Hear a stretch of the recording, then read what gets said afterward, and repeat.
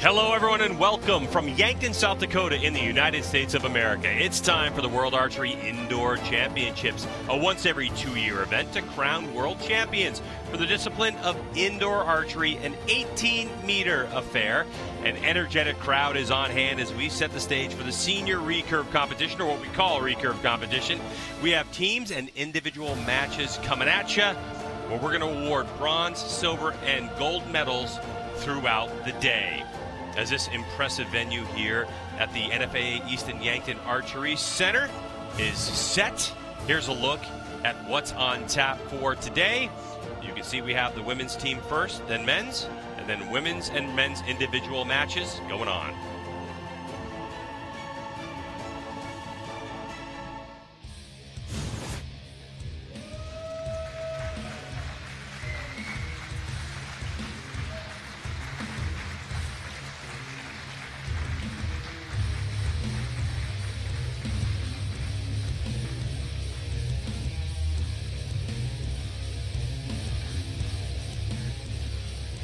Shooting for the bronze medal on target number 2, the team of France. Audrey Addition, Noémie Briand, Lorraine Billard. And their opponents, here comes Ukraine.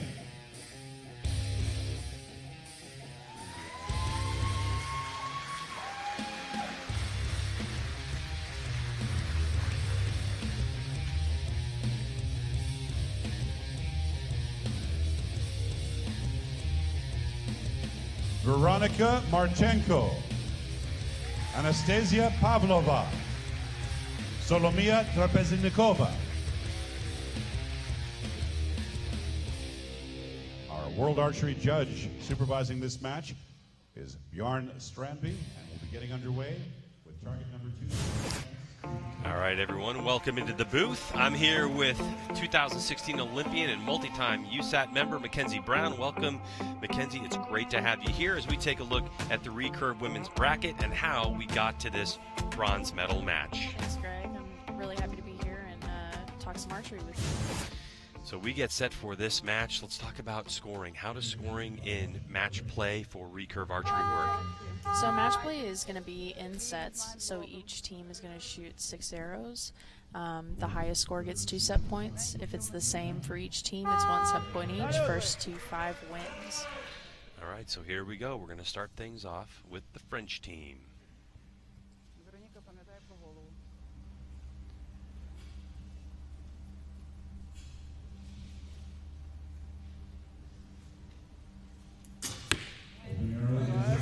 It's a great shot to start off with in a team match. It really gives the rest of your team confidence to really go in and impress the other team.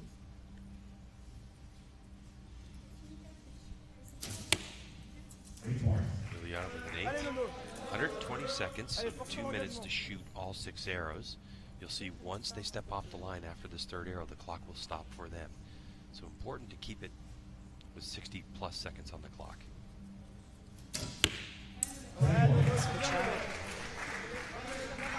So when you're stepping on the line, that's really where you get those extra seconds. So 60 seconds on the clock is really important, but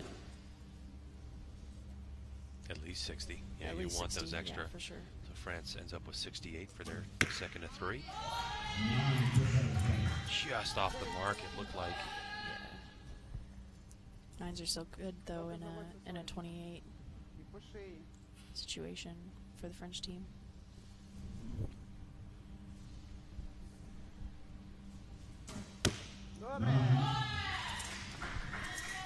Looks like a 9-10 liner. What you can't see on your screen, but we can see out here, is that a 9 asterisk. You'll see it coming up here a little bit later on. That'll be checked by the scoring judges in a moment. Right, so they're matched up with the French team, so we're going to see how they respond. So it looks like Pavlova for the Ukraine team is going to be the anchor. Anastasia with a 10 shot. Now here is Audrey Addition. Very interesting piece of equipment she's using to shoot.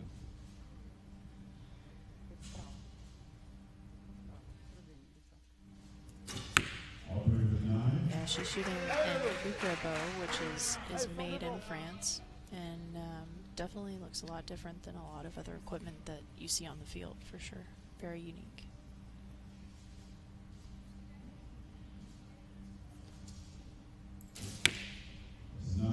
Manages a 9 with that shot. A little bit of shakes on that one, for sure. Yeah, a little bit of movement. Obviously, there's nerves that are involved.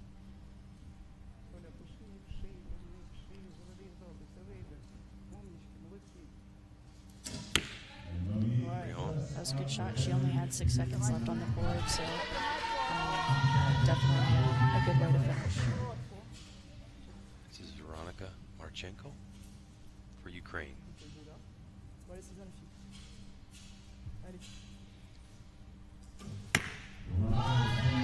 It's really close. I would give my side a couple clicks for sure, sitting on that left side. That's exactly what she did. She heard me, I guess. Yeah, no doubt. So we have 2 for Ukraine right now that are in question. I think they're both hers. Shot.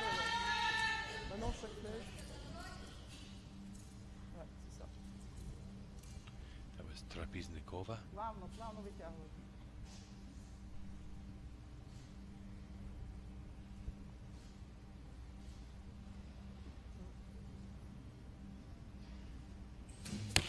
Alright, so Anastasia delivers with a couple of 10s. So what we're looking at right now is 57 to 55 and in question. So really at this point, even if those 9s become 10s, 2 set points go to Ukraine. Absolutely, yeah. So when you look at the scoreboard, why there are asterisks on the score on your screen, those arrows are really close to the line, so the judges will take a look and see where those arrows are actually lying.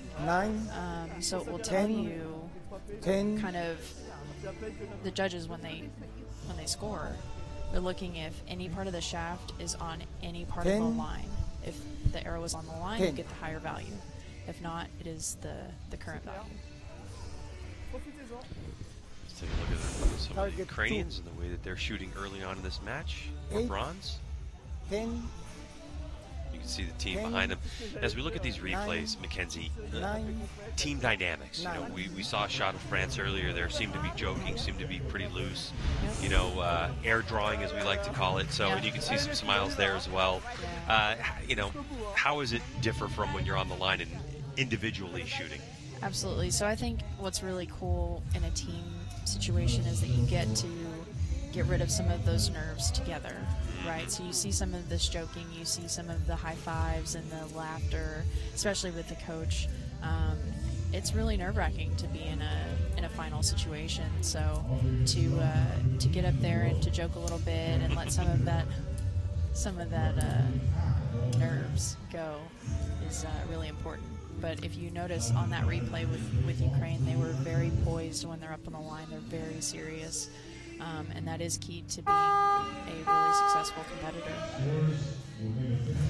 All right, so official score is made, and we hold on to that 2 set points to 0 score from the Ukraine. So France will start behind. It's Audrey Addition, who we will see in the bronze medal individual match coming up later on today.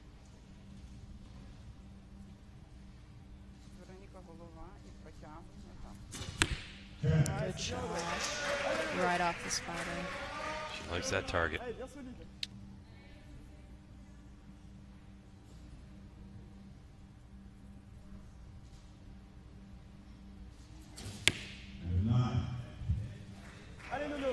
Still hanging a little bit right. I'd be moving a little bit. Yeah. You see her there, just grab a little click. Ilya.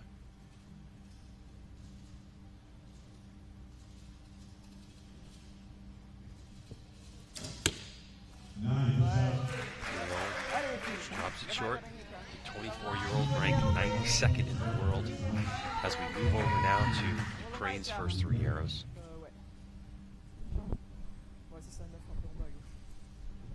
Marchenko, 24, ranked 13th in the world. And that one just out to the right.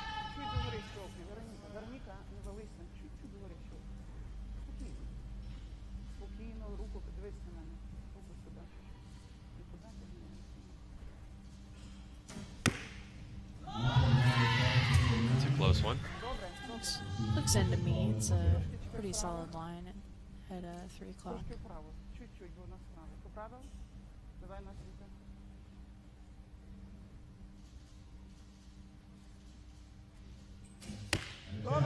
Good shot by the 23-year-old Pavlova.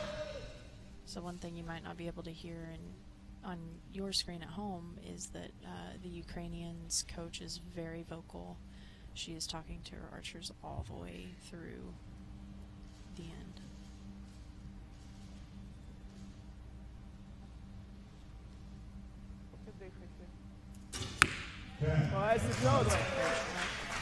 Communication is definitely key when you're in these matches. We're indoors, so you don't really have to communicate about wind, but there's still lots of important things to note. 9. Come a little high. That's the top target.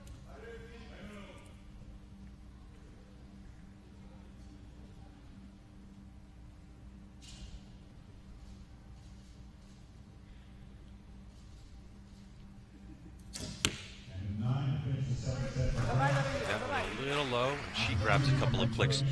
When we talk about a couple of clicks, what exactly are we talking about here, Mackenzie? We're talking about sight movement for sure, and moving where your groups are. So when you notice someone is mainly hitting to the right, for instance, you're going to move your sight in that direction so that your arrows will move more to the left. So if you're making good shots, you definitely want to move your sight so that you can group closer to the center. 9. Trapeznikova, 20 years old, ranked 177th in the world, has a little bit of experience in world archery.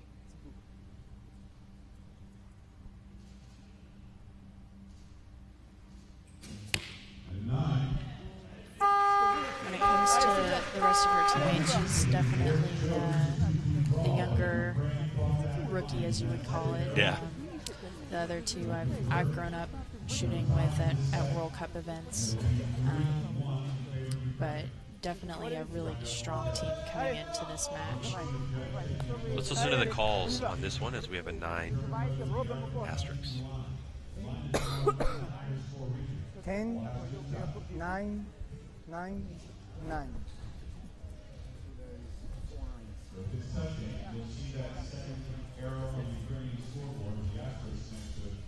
Second target, 9, 10, 9, 9, 10, 9.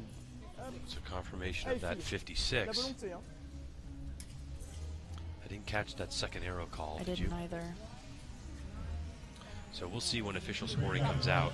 So at the moment, we're looking at 2 set points apiece. Oh, and it switches. So it was a 10 on that 9 asterisk for the Ukraine. So now set points go 3-1. So it's really key right here for the French team to rally together and win this set outright, because if the Ukrainians win this set, they will take the match. If they tie, then France needs to win the next set to push a shoot-off. If you're just joining us, it's the 2018 World Archery Indoor Championships. We're in Yankton, South Dakota in the United States, and we're shooting indoor, which means that the target is 18 meters downrange, so about 20 yards if you're from the United States. We're setting up team competition for women's recurve, and France begins the third end of competition.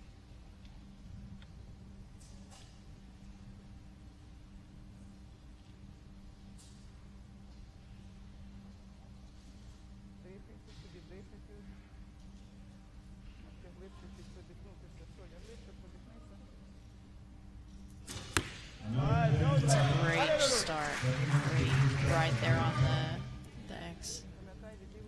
It looked like she just threw that at the target right in the middle. Yeah, Beautiful shot. very aggressive shot.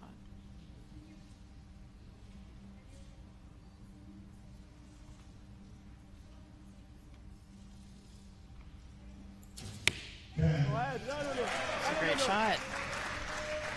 They're definitely coming out strong. They know they need really strong shots into this end. France needs this set to tie things up. Good, putting the pressure on the Ukraine. That's what they need. We'll see how Ukraine answers. And in this venue, there's no avoiding what score France has shot. You hear it from the crowd, plus it's right off to your right-hand side. 10, 10, 10 so far. A little groan from the crowd.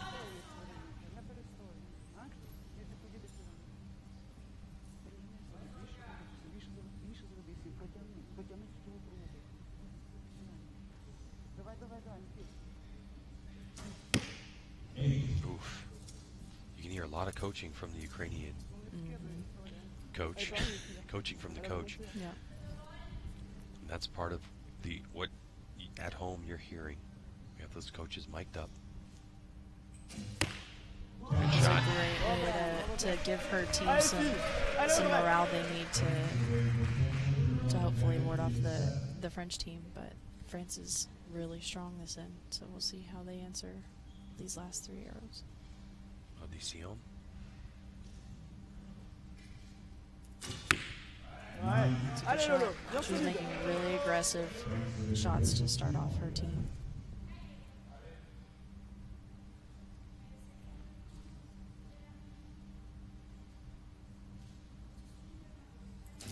Good shot. Lorena Villar just roped that one in there. With a 9 here, they will for sure take the set. That's all it took. That's all it took. There you go. So saying that mathematically the Ukraine team cannot win this set, the French team just shot amazing this end.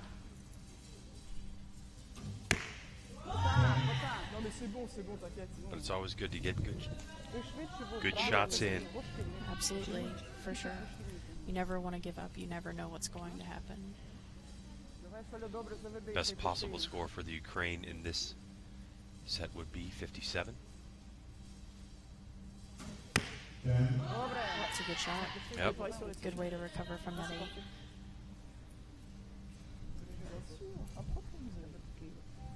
That's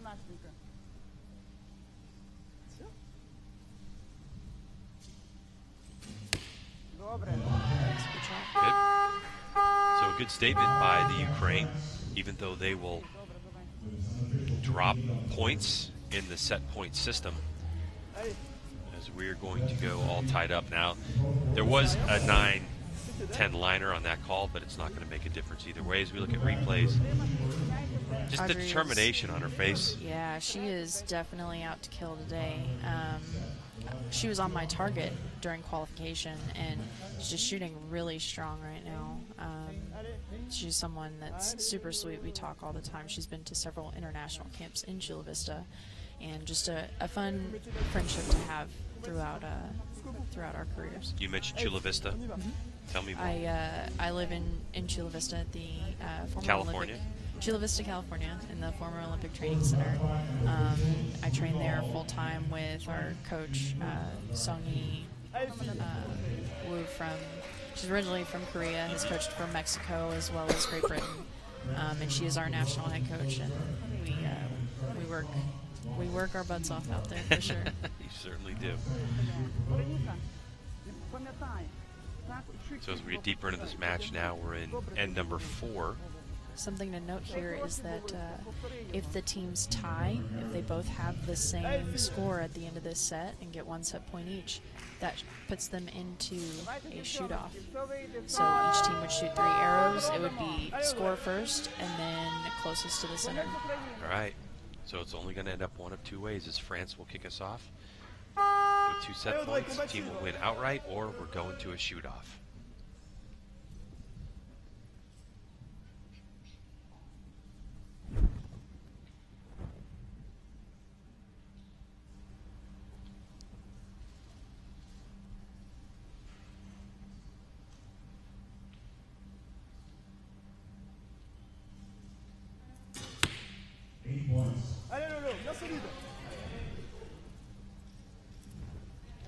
Should definitely burn some time off the clock on that one.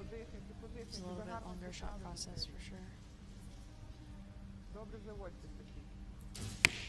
Our teammate definitely helps the whole team out on that recovering time for sure, with a quicker process.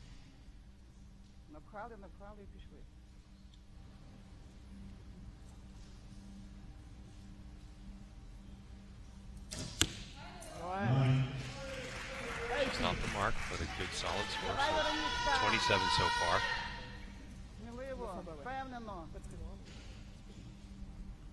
And they have 59 seconds, the French team, so workable. Right around that minute mark.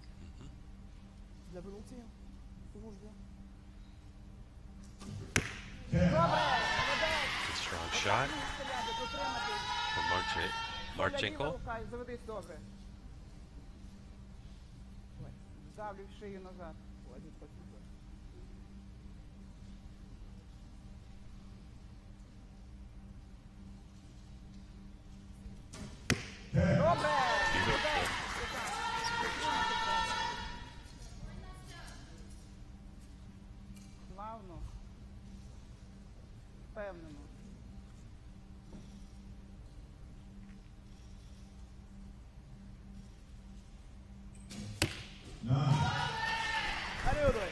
So at 29, so far we're looking at a 2-point advantage for the Ukrainian team.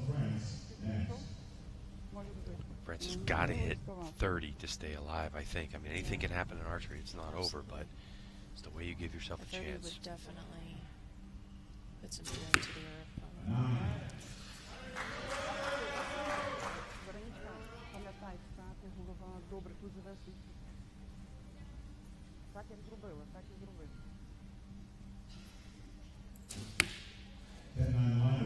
Good quick shot. So plenty of time left on the clock. As Brion loads up her arrow, she goes to full draw with 15 seconds remaining on the clock.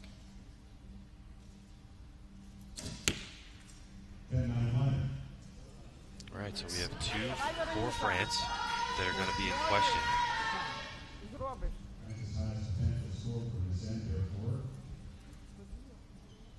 Anything can happen, folks.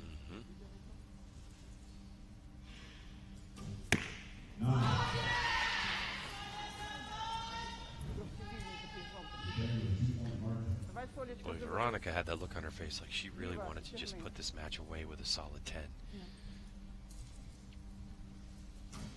Sometimes good is good enough, though. Yeah.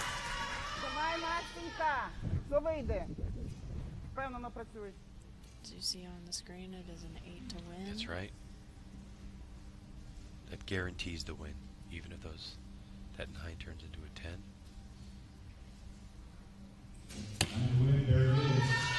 It's in liner. Yeah. Just enough. So the bronze medal for the recurve women will go to the Ukraine. Very close match, I thought, overall. Mackenzie, what's your analysis of it all? I think that they both came out here and shot really strong shots. Both definitely had their... She looks so happy. They definitely pulled away a really strong win. Once France came out and shot a 59, was it 58? 9. Ukraine just wavered just a little bit, because it is intimidating to come out and shoot against a 30, but ultimately came back for the win. So great job by the Ukraine, and it is, look, it's a long way to come from the Ukraine or France to Yankton, South Dakota. Absolutely. So it's always good to come home with some hardware. As the Ukraine team still bouncing around for joy.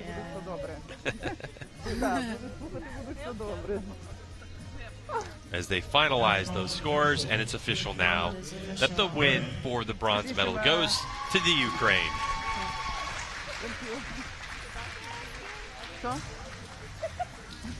So one thing you mentioned earlier about the crowd is that there are people who you hear the sigh or you hear the excitement and you know what's going on, and the crowd can do a lot for archers and teams that are on the field, and really just like hype you up and be ready to shoot, or it can really bring you down for sure.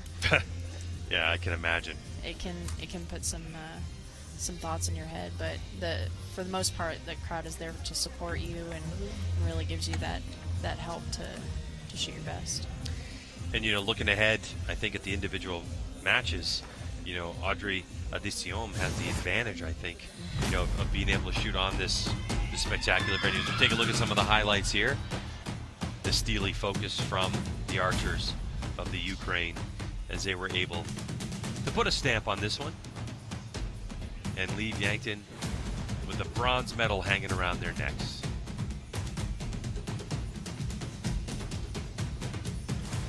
The team looks like so much fun. Yeah. It really does. The team event is definitely one of my favorites. It's going out with your teammates and competitors at the same time and knowing what everybody is capable of, and just everybody's doing their best. So coming up now, we're going to have the final match for gold.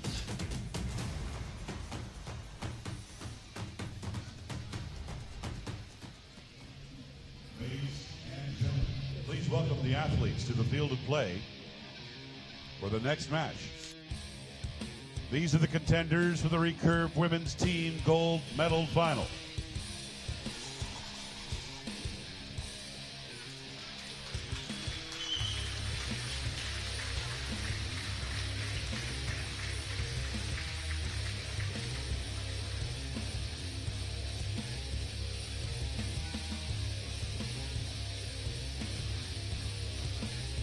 Shooting for the gold medal, the team of Germany, Michelle Kroppen,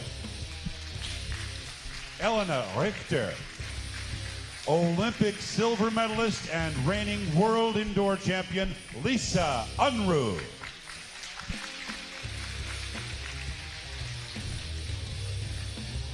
And their opponents. Please welcome the team of Russia, the Russian Federation.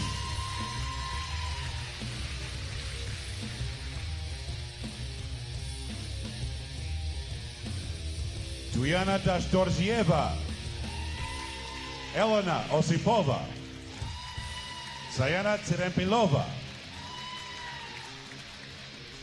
Competition conducted under the supervision of World Archery International Judge Mr. David Catalan will decide which of these teams take home gold and who settles for silver here at the World Archery Indoor Championship in South Dakota, the United States of America.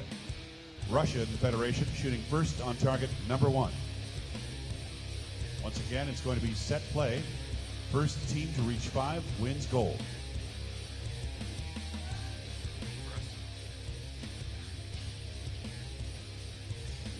All right, Mackenzie Brown, here we go.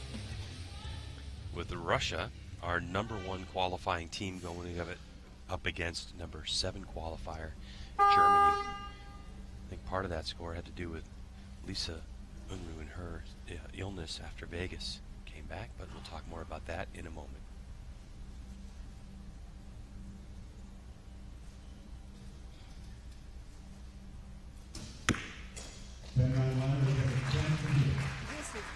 It's a great way to start off this match.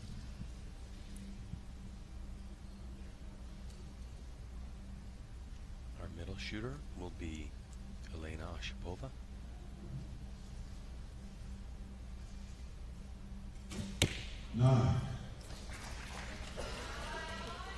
Lisa, kann sein, dass eure Pfeile auch rechts fliegen. Muss ein bisschen Klick nach rechts stellen, wegen Licht. Sayana Terempilova is going to be our anchor for the Russian team. So a 29 on the board right now for Russia.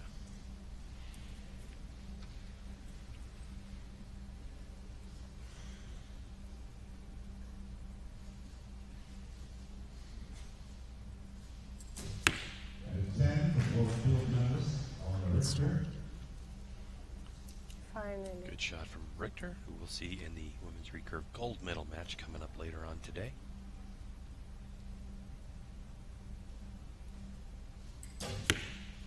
Show the 10. Good shot. Sehr schön.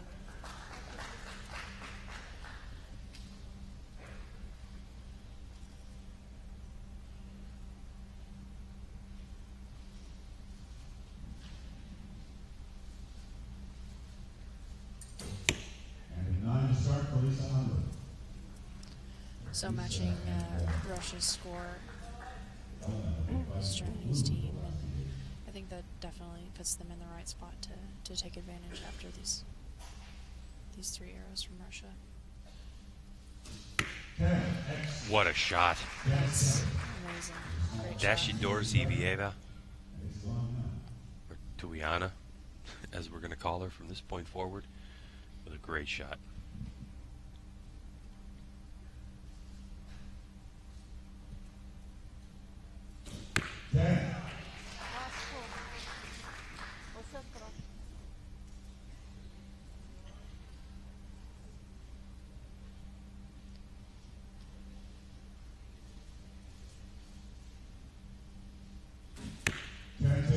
Wow. Russia came out swinging. They're not making it easy. Perfect shooting by Germany in order to split the set. 9 points. Okay, so for the first set, I'll give you we'll shade. go to Russia. Still important to practice for the next end, though. That's one thing that's great about sets is that even if it is, you don't have a possibility to win this set, you can, Sehr gut gemacht. especially on the first end, dial your side in because there could be grouping high or grouping to the right that you're still figuring out on the first end. So this is a great opportunity for Germany to really dial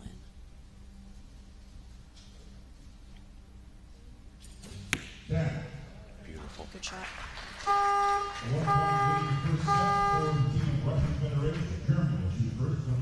Bisschen.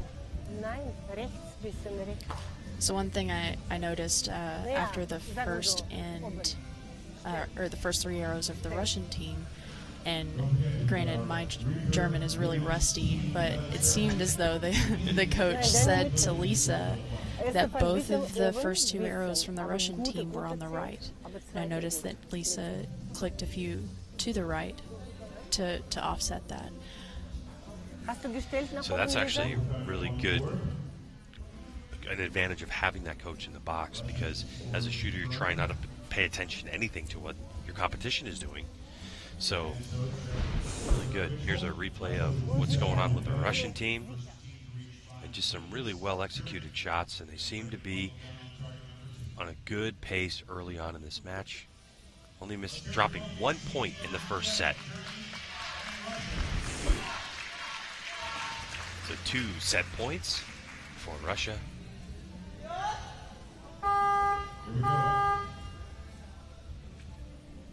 Germany behind.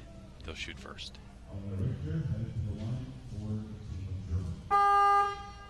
Extremely experienced competitor. Has been battling bad cold and flu for the last 2 days.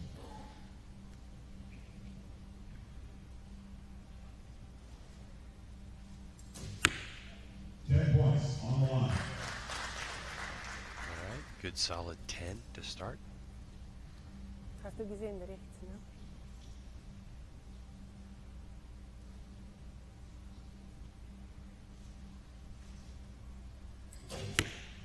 Nine points. 9 points. Just Michelle. barely off the line there. Yep. Now an anchor is about as solid as they come. Lisa Unruh, 29 years old, 8th in the world. Beautiful. Great shot. Links, Just taking a peek at the clock. Plenty of time left on the clock for Germany. 64 seconds. They look very comfortable up there with their time for sure.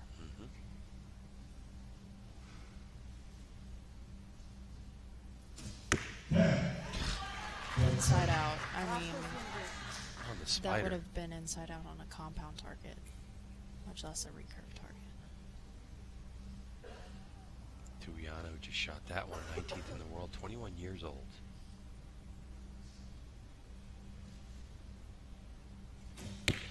All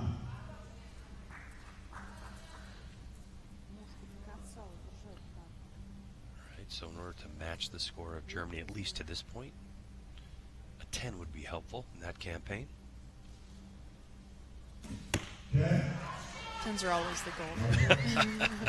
Flora's always step up there. So 29 points apiece. Halfway through the second. Keeping it tight. Yep, second end.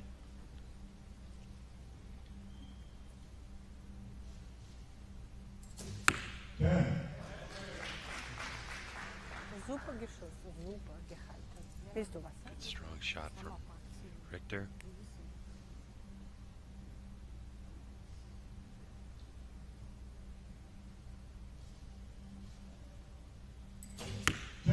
Fine, super. Auflisten. Just has that look like, you know, when you release it, it's going right in the 10 ring. Yeah, definitely a confident shot from Michelle.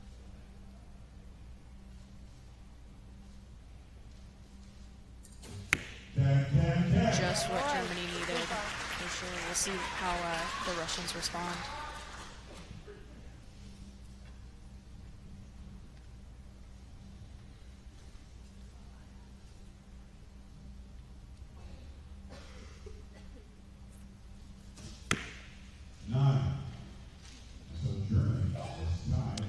So that with that score 9, that means that Germany will win this set, and we're going to go to 2 set points apiece. Mackenzie talked about it, very important to get good arrows here. Yep. Moving forward. Even this late in the round, you should have your sight set, everything all dialed in, but it's still important to execute good shots, especially for your confidence.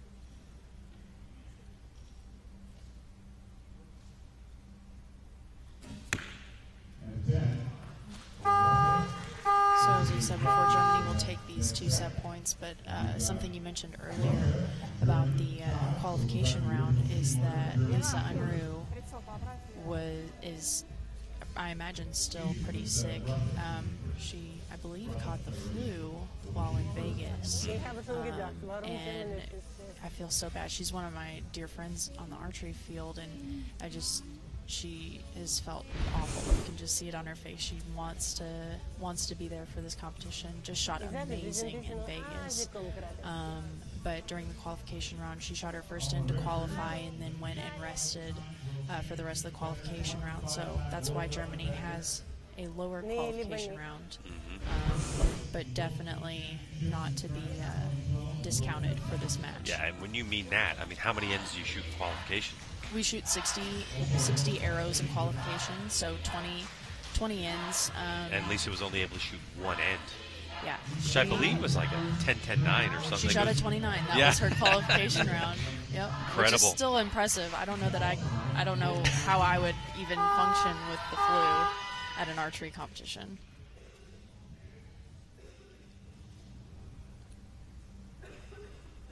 So Germany going in with a little bit more confidence, I think, into this end, but Russia will start us off with the original order.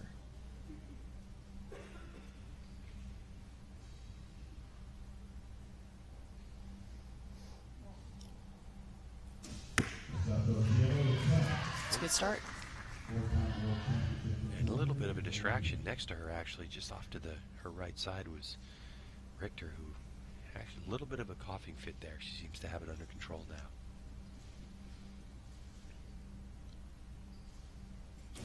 Great shot. Beautiful. There are all kinds of distractions that happen during an archery tournament. It seems so quiet in here right now, but all kinds of things happen.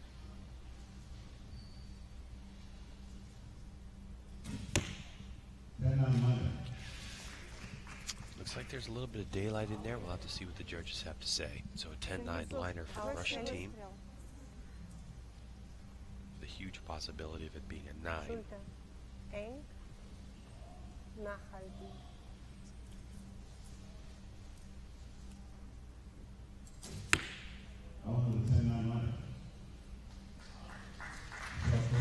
Unflüssig. Alles gut. Alles gut. 10-9 liner again Loslassen, unflüssig. for Germany, so it'll be 9 asterisks. So we'll definitely have to listen to the judges when they call this one. If it's close, that one will good shot. Machst du Klick nach oben? Mach. Auflisten.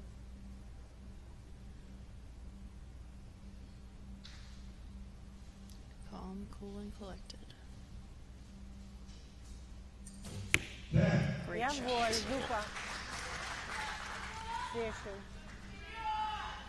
In team rounds, would you 10. talk to your teammates about which target you want to Yeah, shoot? well, Which du target is your willst, preference? And then you shoot that same target the Gute whole time? 10, bisschen Yeah, so links. that's part of setting up your team Aber vorher auch linker when you Pfeil decide links. your order. So order is really important. We've talked about in the Great shot.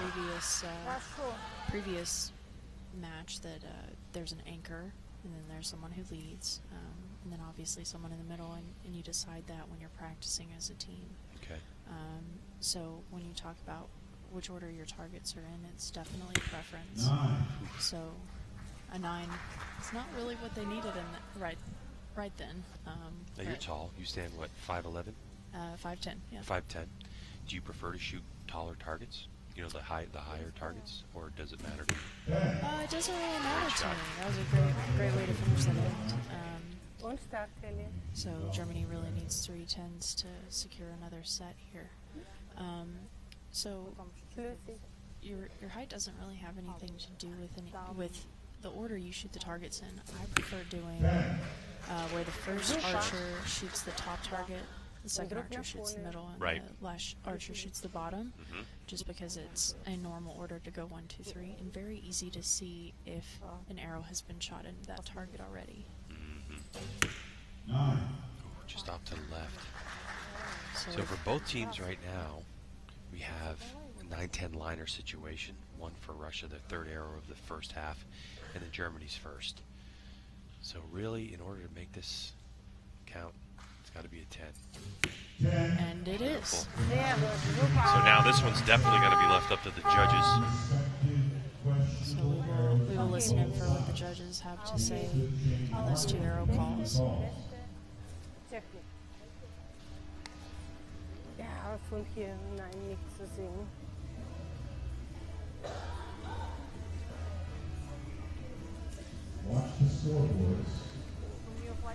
Okay, 10, 10, 9, 10, 9, 10. Okay, so that score is going to be a 58. So that 10-9 liner, a 9. Thank you. 10, 10, 10, That's it. 10, 10, 9. So Germany will actually secure them off this your set eyes. due to the judges' call on their second arrow. Du machst es gut. Wow. So that'll do it. Okay, Russia's 9 stands that way. It's a 9. Germany gets a 10. So with that, Germany should Hey, cool. 4-2. Russia is going to shoot first. So in this upcoming set, what Germany needs to secure the win would be a tie Right. or an outright win. And then for Russia to ward them off, they would definitely need to win outright and then force a shoot-off in a 4-4 situation. So it comes down to this. For Germany, can they win it? Or can Russia battle back to tie things up?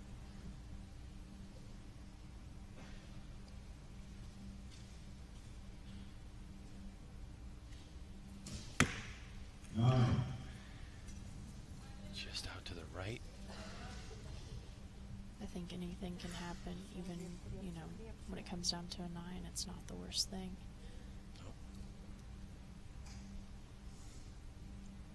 It's a good pile of points at 9. Yep.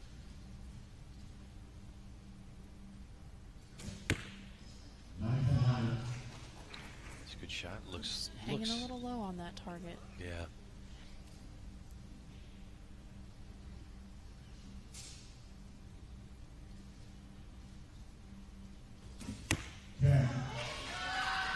question about that one.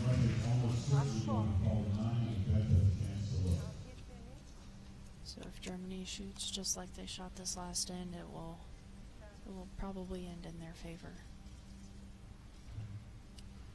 Don't want to speak too soon, though. Yeah. There it is. I may have spoken too soon.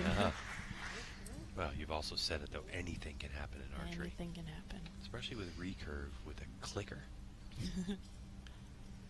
If time runs down, you can't get that shot off. You have to shoot through the clicker. It makes a big difference on the arrows. I've shot a couple through the clicker, and it is usually a high right 8-7 liner. That's where mine hit.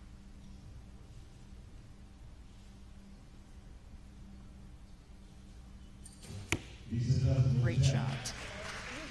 She likes that hole there, though. Yeah, She's got about 3 arrows in that same arrow hole.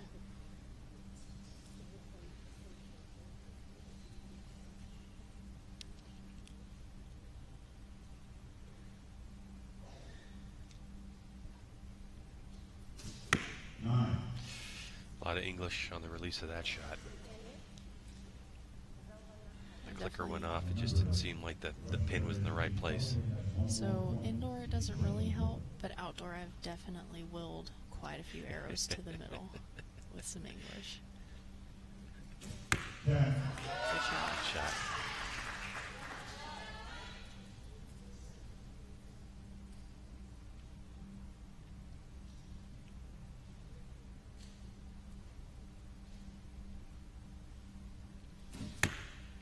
Wow, good shot. She got through that clicker really quickly. She didn't have much time left. She had 9 seconds left on the clock, which is still quite a bit of time. This is all in Germany's hands at this point.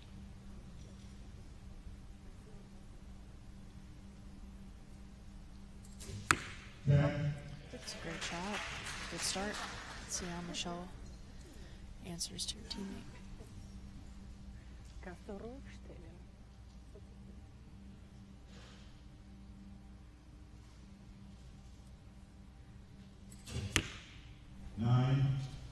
Okay. Auflöschen. So a 10 from Lisa Unruh right now. We'll completely shut it out. Or we'll see. Victorious Beautiful. Germany. All right, so now, although hugs are all around, there's still a 9 asterisk on the Russian team, so they have 57 points. But it doesn't matter because even if they tie, they're going to split the sets, so the outright win goes to the German team. Exactly. So as you see at the bottom of your screen, and you're looking at that second score for Russia, it's irrelevant at this point in terms of how it's going to play out, whether it's going to be 5-3 or 6-2. 10, 9, How 10, they called 10, that arrow 10, from Russia, 9. but again, Germany is victorious in this. One thing that was interesting to note as well is, like I said, anything can happen, and the coach knows that as well. Yeah. So their coach was actually telling Elena to move her sight because she was still hanging a little bit on the left side of the target. So, you know, any time that there's an opportunity to make your shot better, then you should do so. So congratulations to Germany on the recurve women's gold medal win, and congratulations to the Russian team who will take home silver for their efforts. Amazing shooting from both teams. Mm-hmm. So Germany, who qualified in the 7th position, as we talked about, with the one end of One end of qualifying. One end of qualifying for Lisa Unruh, victorious on the day.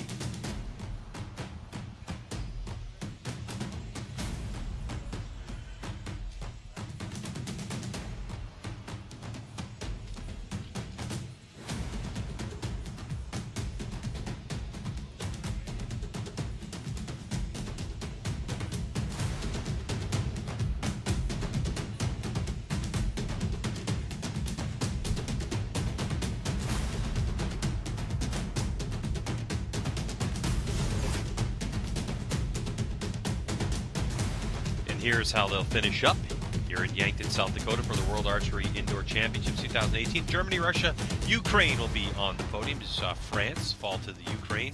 Japan, the United States finishing in 6th, with Mexico rounding out our final rankings for the Recurve women's team.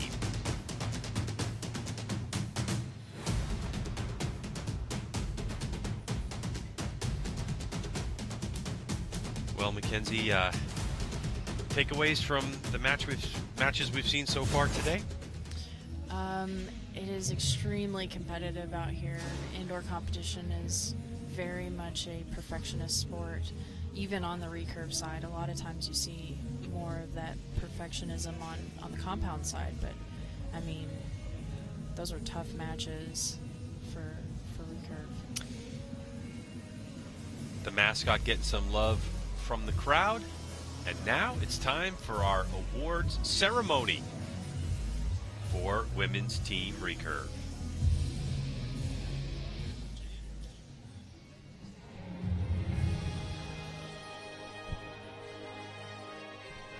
Ladies and gentlemen, the victory ceremony for the Recurve women's team event.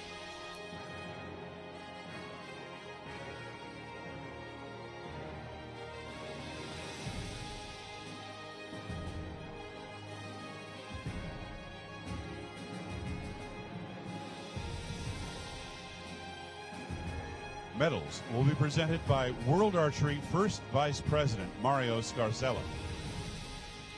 And the gifts will be presented by First Dakota Branch Administration Director Mark Mooney. Bronze medal representing Ukraine.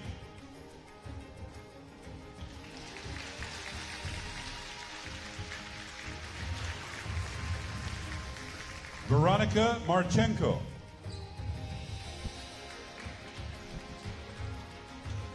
Anastasia Pavlova.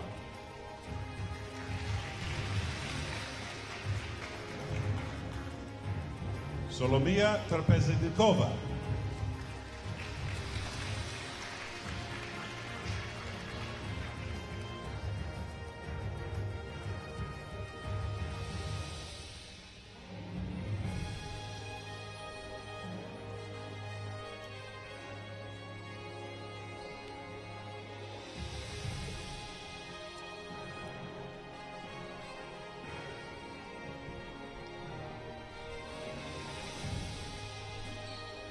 Silver medal representing Russian Federation.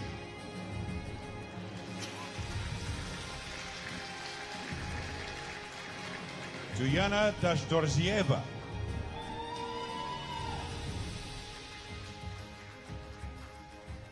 Elena Osipova.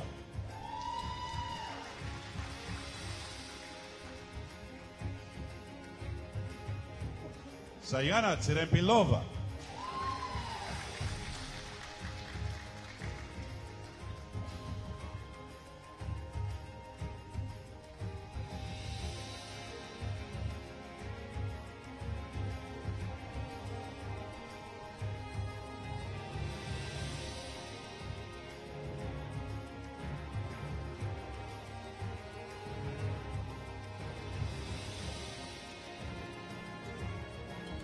Gold medalists representing Germany.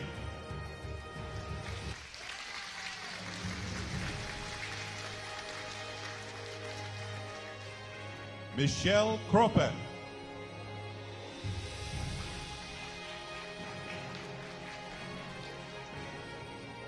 Elena Richter.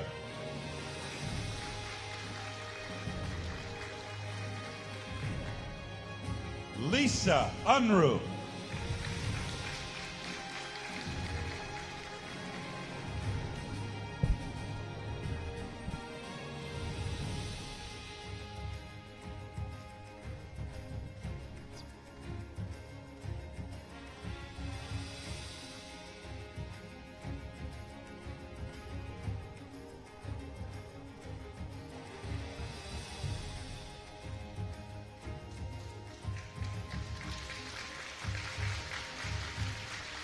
Ladies and gentlemen, please stand for the national anthem of Germany.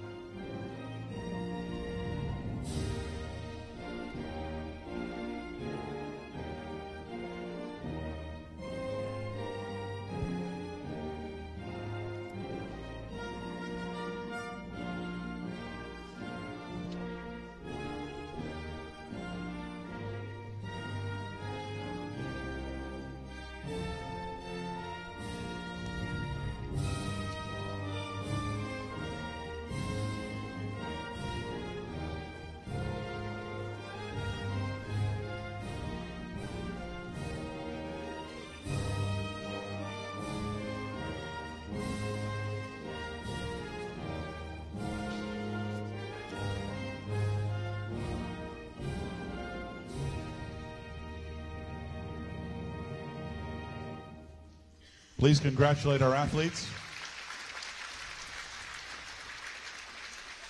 And stay with us because just moments from now we'll begin the next matches. The Recurve men's team bronze medal final is next.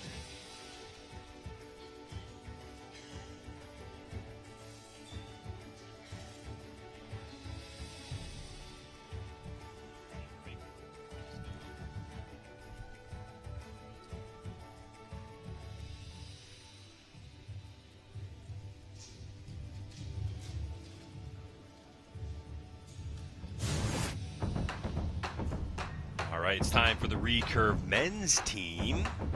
We're going to be doing the bronze medal match, and you can see that it's going to be Ukraine versus Russia.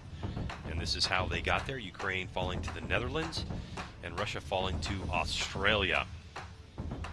I'm Greg White. Sitting alongside me is Mackenzie Brown, of course, who represented the United States in the 2016 Olympics, and who is very familiar with this tournament. One thing I'd like to say, comment though, about Germany's effort, Mackenzie, is that in the 24 hours they shot, they only dropped 6 total points as a team. It's a pretty good tally. It's very impressive. And I mean, the Russian team only dropped 9 total points, so that is the way it goes. Let's take a look at the qualifications. As you can see, top of the list, top of the pile, the Netherlands, 1782. Then they take the 3 archers that are here. They combine their total qualification scores. That's how we get team rankings. Japan, Italy, Ukraine, USA, number 5, Russia, Australia, and on down the list.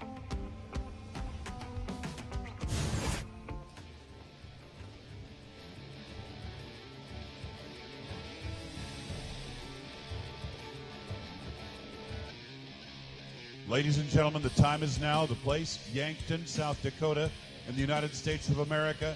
Please welcome the athletes to the field for the Recurve men's team bronze medal final.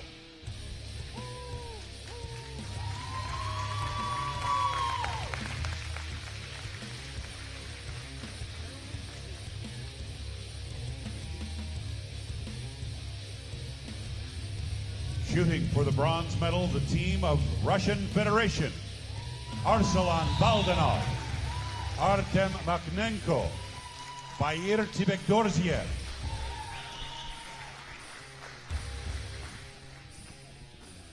And their opponents.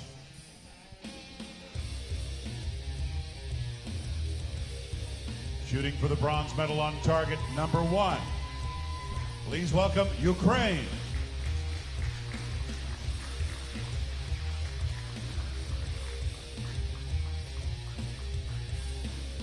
Oleksiy Hunbin, Georgy Ivansky, 2008 Olympic champion Victor Ruban. Set play conducted under the supervision of World Archery judge Mr. Ahmed Rushdie will decide which of these teams will win bronze and who goes home as a finalist here from Yankton. So these teams are both very well versed in archery, indoors and out. You've got Victor Ruban that's on the Ukrainian team, like George said, 2008 Olympic champion. Very tough competition. You've got Artem on the other side, who has also been an amazing competitor in outdoor competition. I haven't had a chance to look at the indoor competition, but I imagine he's very formidable opponent. A lot of great archers in this, even though the Ukraine qualified 4th in the qualification rounds, Russia 6th. This is for the bronze medal. Great opening arrow. And we can see archers using different diameter arrows as well. Interesting anchor point.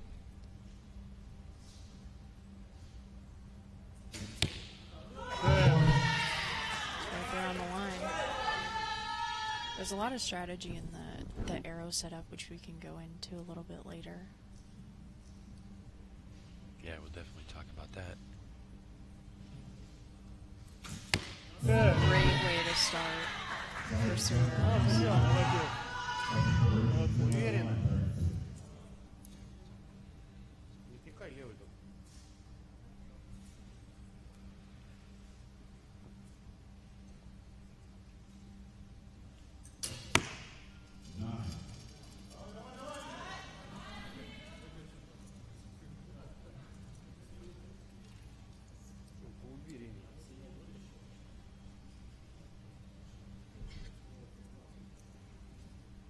Arslan Baldanov.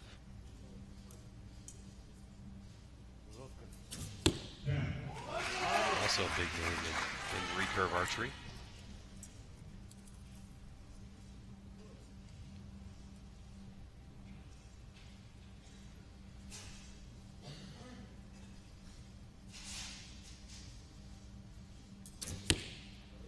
It's a great shot.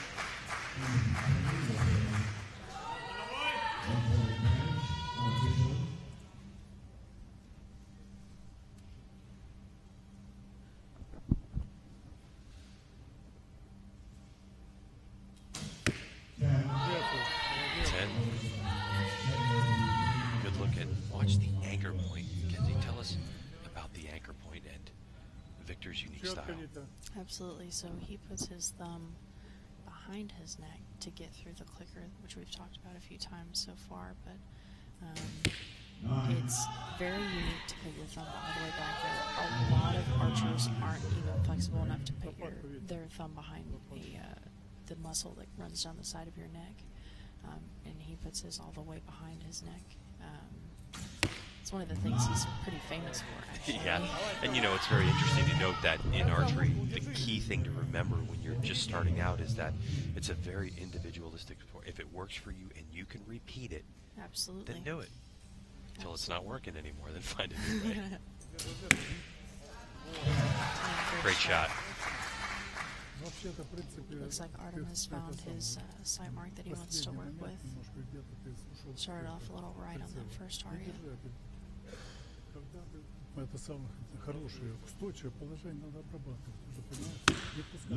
The words you're hearing are from the Ukrainian coach. He's actually talking with his athletes right now.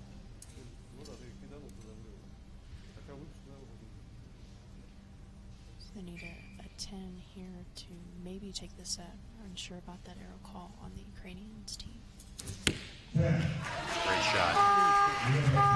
So there is a 10-9 liner. Yep, there's a 10-9 liner. If it's called in, they will split the set points. If it's called out, Russia will take these first two set points. Let's listen to the arrow call.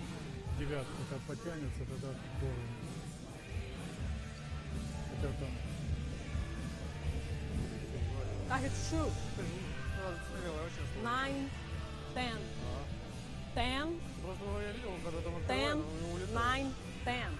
Там на 11 видел, на 11 часов там девятка, вот эта вторая там близко, я не знаю, потянется или нет.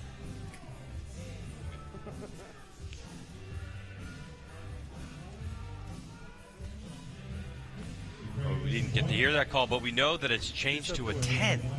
So for the Ukrainian team, that score, as you see on your screen, has been changed to a 10. So 58 across the board, and we'll split sets 1-1. So something again with Victor, he's got very interesting form, but he's also the veteran on the team for sure. He's 36 years old, been around the sport for a really long time, and very competitive his whole career, which is you know, something to definitely point to his successes. He's been around for a really long time. Oh yeah. It's difficult in this sport with so many good archers coming up and picking off the top, you know. 36 years old. We'll see him just here in a moment. 149 matches in world archery in his career.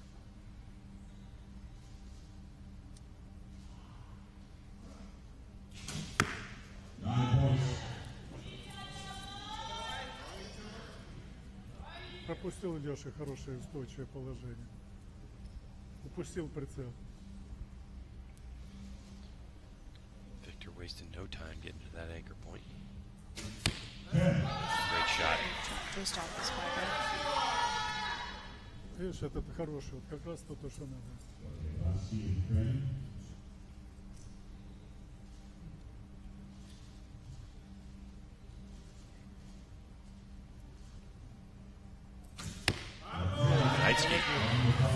Solid shot there for Russia. 25-year-old. Ranked 51 in the world.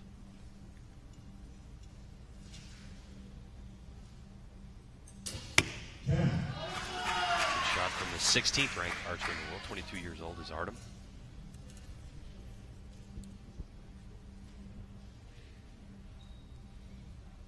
He hands it off to Baldanov. Леша, пойди последний. Good shot. Baldanov, 22 years old and ranked 10th in the world. Отдохни. Couple team wins to his credit as well.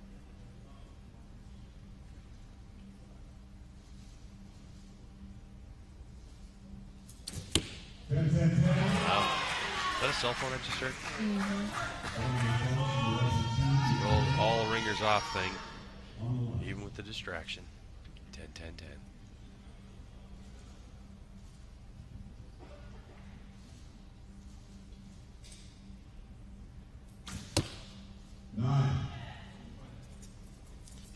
Ukraine could use a couple of 10s here to help them out, for sure. Russia definitely set up a difficult challenge for Ukraine. You can see Victor's eye open and closing, opening and closing. Could be a eye dominance type thing.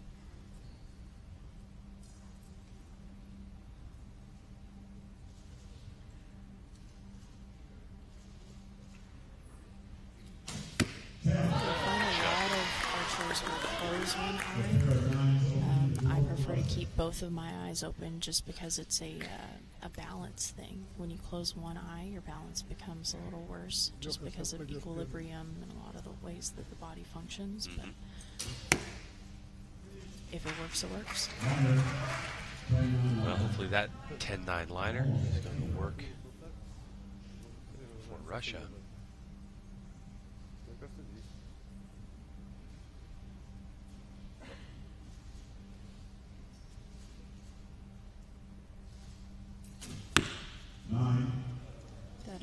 That top arrow might be a tough call for the judge because there's another arrow that was right there on the line. Yeah. But we'll see how they call that one.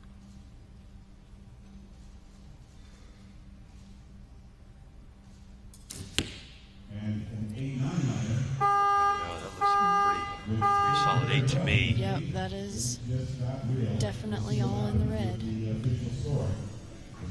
So the score, even if that 10-9 liner is called a 10, it's going to be 3-1 because it would mean that Russia would get 57 points versus the Ukraine's 58. Again, anything can happen. Russia opened up with a really solid 10-10-10, but then closed it with a blank 9-8. We aren't sure. We're going to listen for that call now. 9-9-8. So the judge has determined that is a 9 and not a 10. So either way, Ukraine will come away with 2 set points. Here's what we were talking about a little bit earlier, a replay of watch the eyes of Victor. That left eye opening and closing, opening and closing. And it's just like you talked about, Mackenzie. It could be one of two things. It could be that balance thing, could be a preference. It also could be some archers are, say, right-handed, left eye dominant, right eye dominant, left-handed. Okay. So it kind of depends on how you actually dealt with that. More than likely when you were just getting into archery, you kind of fell into a certain rhythm. Yeah, absolutely. It really comes down to what your coach, one of your first coaches, told you what to do as far as right-handed, left-handed. And one more option would be if on a compound bow you have a peep sight and a scope that you line up. For a recurve archer, you line up the string in a certain spot on the aperture, so as kind of a back sight. So if Victor is having some issues seeing that string or seeing 2 sights, he might close that non-dominant eye. Russia starts off with a 9, with Ukraine leading the way, 3 set points to 1. A win in the set for Ukraine gets them the bronze medal. So Russia right now fighting to step up on that podium. Bogdanov has been a little low on that target. Still catching the 10 though.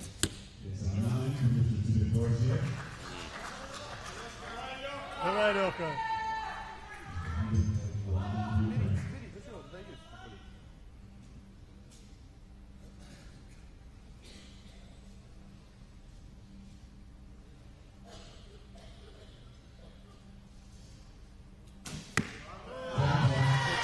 Yep. Good way to Situation start. too. We saw him close his eye.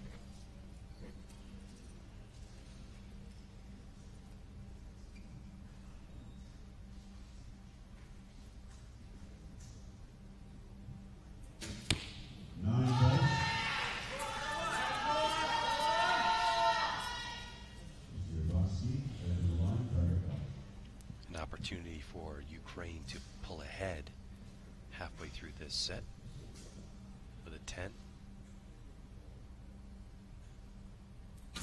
Yes, They do. Their anchor shooter keeps both eyes open. So it is 100% preference and what you can make repeatable, as we mentioned before. Great confident shot. Shot by Artem.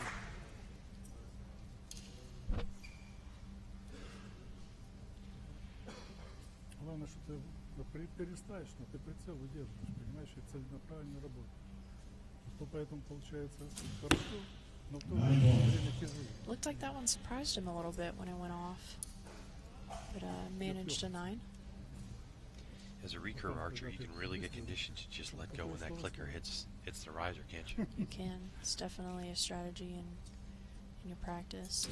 Good 10. But it is one of those things that you practice with so that you're making the best shot possible. So if that's happening right after the clicker, that's one thing, but usually it's making a good shot and the clicker's just there as an extra aid. 9. Всё, не перестаивай. Не перестаивай, Лёха.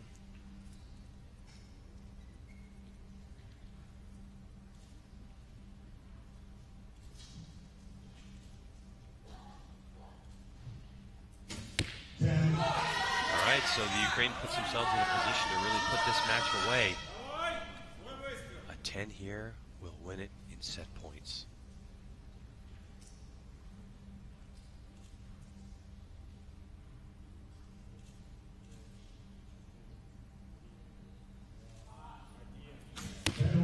Wow. Whoa, that's a 10-9 liner with 1 second remaining on the clock. And it looks like it will be a 10. I would call a judge on that. If it was in a match situation, I would definitely have the judge. All right, let's listen to what the judge has to say. 10, 9, 10.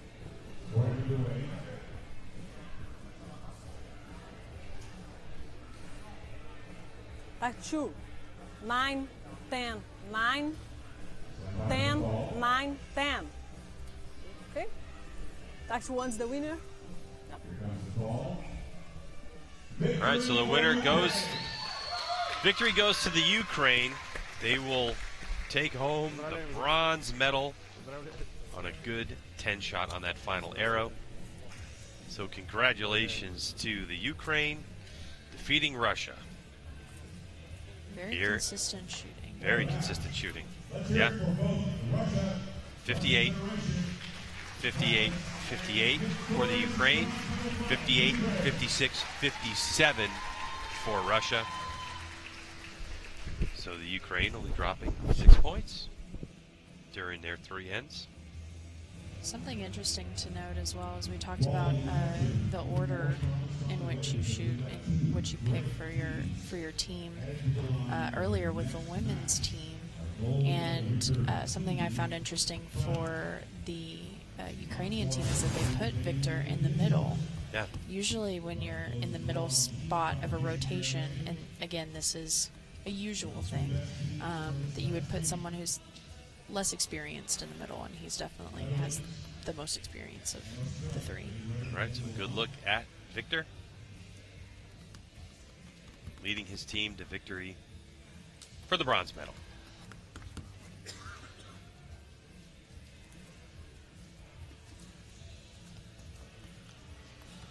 Big high fives all around. All right, another look at how things played out for this Recurve men's team gold medal match between the Netherlands and Australia. And that is coming up in just a moment.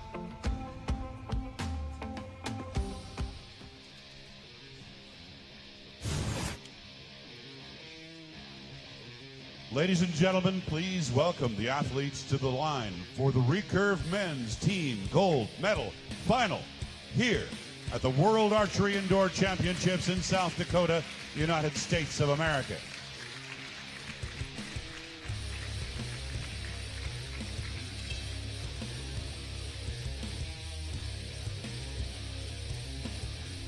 Shooting for the gold medal, on target number 2, Australia, Aston Darcy. Past world indoor champion, Ryan Tyack. Taylor Worth. And the number 1 ranked team in this event, the Flying Dutchman. Please welcome the Netherlands.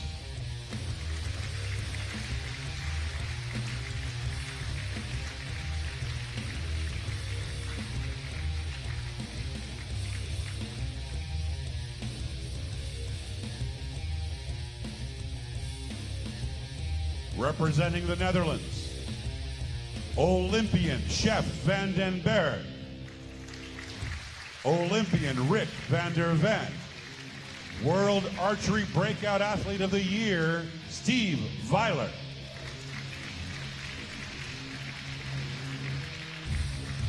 Competition conducted under the supervision of World Archery International Judge Rupesh Kaur. We'll be deciding which of these teams take gold home in their suitcases and who settles for silver.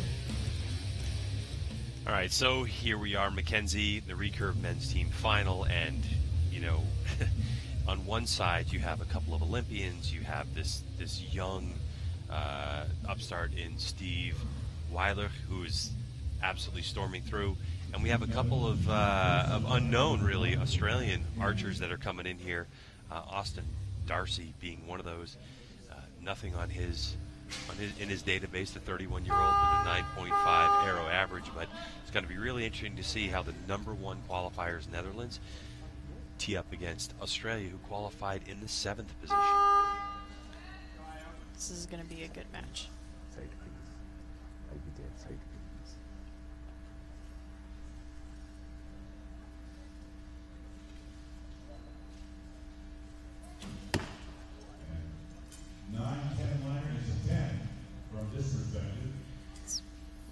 Very close to the line right there.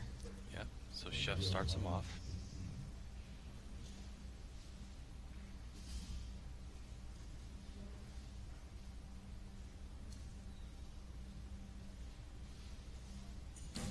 Good shot. Now, one thing about this Netherlands team is they actually practice together 3 days a week. As Steve lives at their Olympic Training Center. Chef's down the street, and Rick's about 30 minutes away.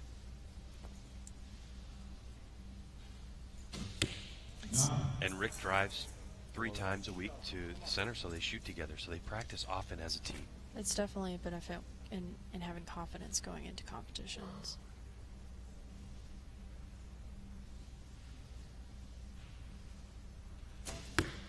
Good start.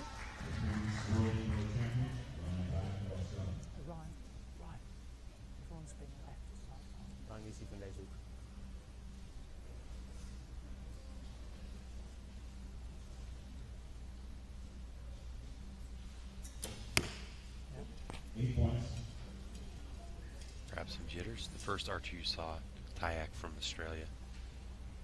The Nîmes 2014 World Archery Indoor Championship. He won that.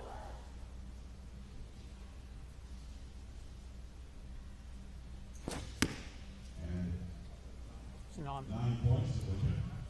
That one kicked a little weird into the target. It did. Had a long tear. And they're going to talk that over.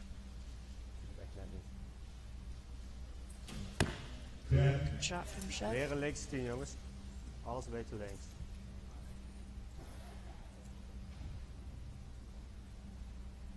Tempo rek.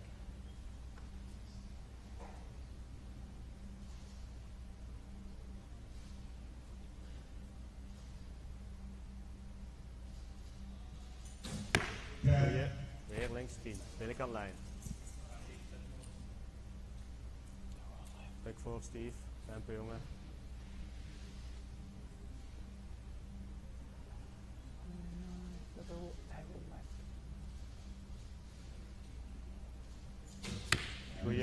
Beautiful shot from Steve Weiler. So inevitably they will shut out Australia for the 2-set points.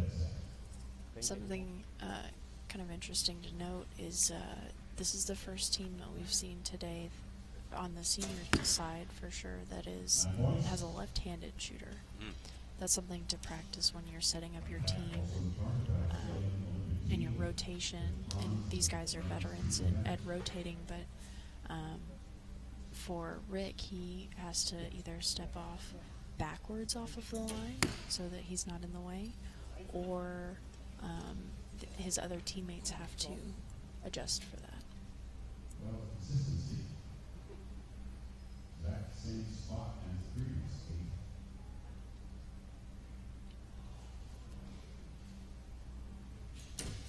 And 10. Yeah, shot.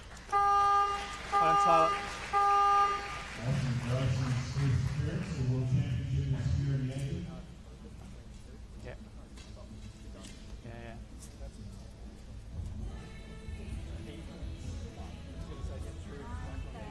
Get to these, So we get the score now. That 9-10-9 liner, not of any consequence at this point because that would take them to 59 versus 54.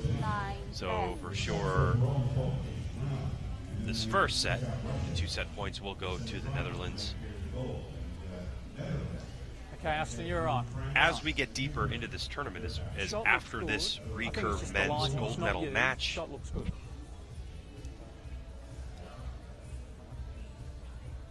So on the Australian team, you've got two shooters, Ryan Tyak and Taylor Worth, that were on the Olympic team that won bronze in 2016. They had a great camaraderie and just really worked well together in Brazil. And then you've got Aston Darcy, who, like you said before, is an unknown shooter for World Archery, but seems to work well with this team. no doubt. Taylor Worth, 27 years old, ranked 40th in the world. He will be shooting for bronze against Canadian Crispin Duane is coming up later on today. Where Chef Vandenberg on the Netherlands team will be shooting for gold against Daisuke Tomatsu from Japan. Yeah, it's in Good there. start. Good start. Shot on. Now Austin Darcy.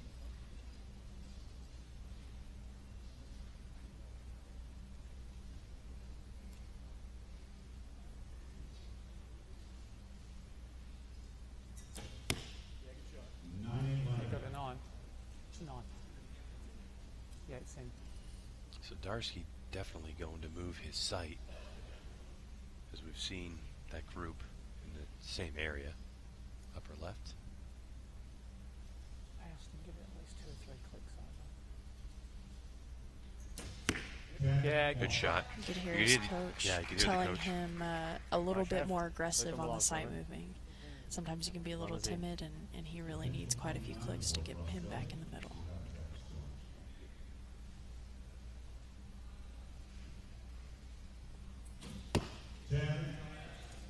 Binnenkant lijn laag. Chef feeling it right now. Mark. Aanvallen, jongen.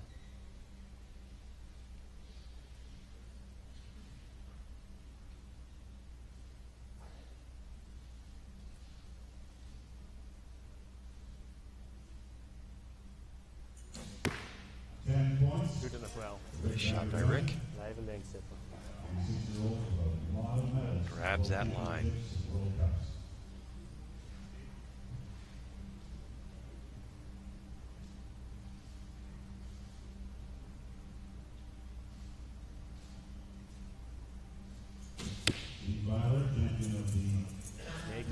Steve Weiler with a 9.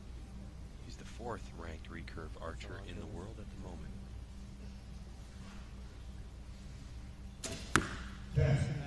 Shot wrong. Strong shot from Ryan there. 10s are what they need right now. Hopefully Aston follows suit.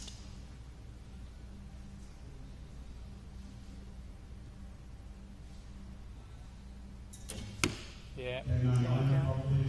That's a 10. Solid 10. Good. So good coaching for Aston Darcy, who's now in the mix.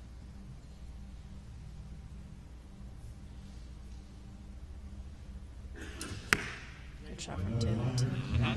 That is what they needed to put a little bit of pressure on the people from the Netherlands. Maar chef, laten zien, jongens. Still a little bit off. Just really hard. Links, rechts laag op de lijn. Midden op de lijn. That one looks like a solid 10. But keep in mind the Netherlands right now with the score they have on the board, they do have their second arrow from the first half is a 9-10 liner.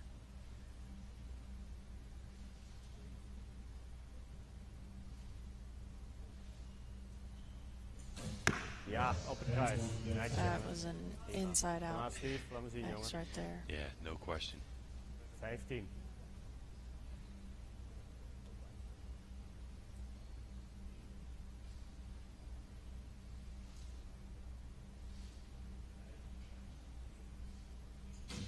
Ja, zeker, jongen. That was a great shot for not a lot of time on the clock, so we'll wait to hear what they call the Netherlands' second arrow.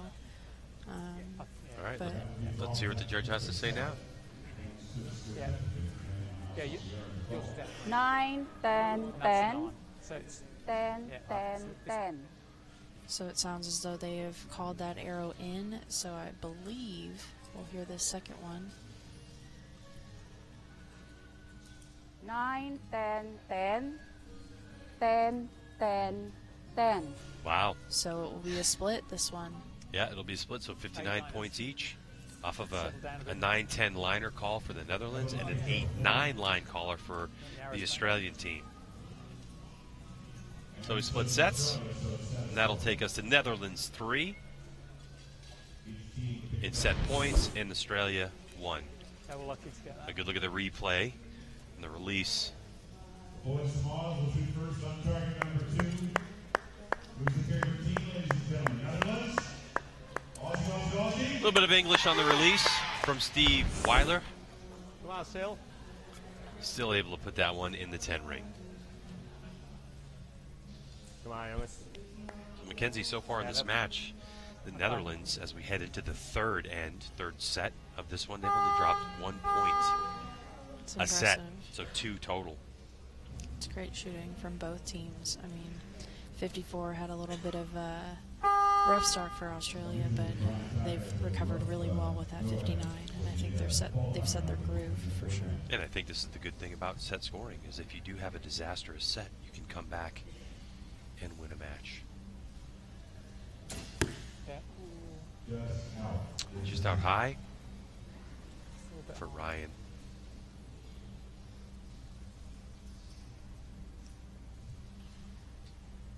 All right, for Aston.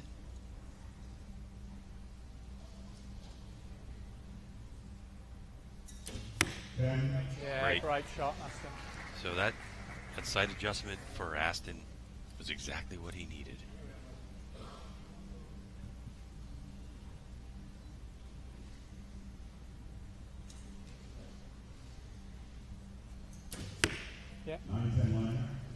just barely Maar schuif out. jongen, laat me zien.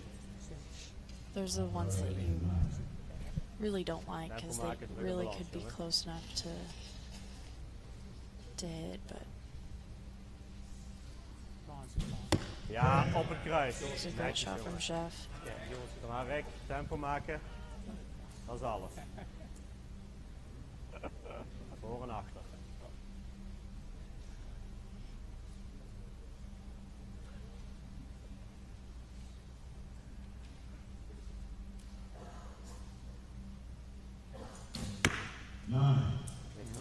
That looked a little rough on Rick. He might have just not liked the way the shot was feeling right at the click, but still got a 9.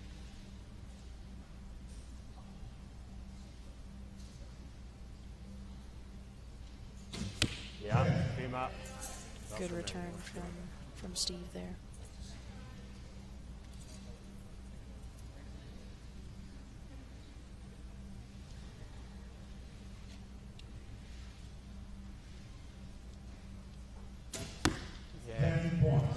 Good shot from Ryan.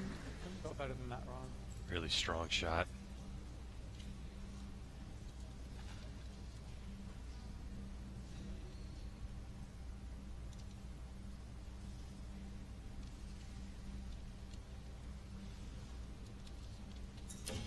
It's a good shot. Aston seems to be dialed in. Still give a few more clicks to the left, but it's in the 10 ring, you know?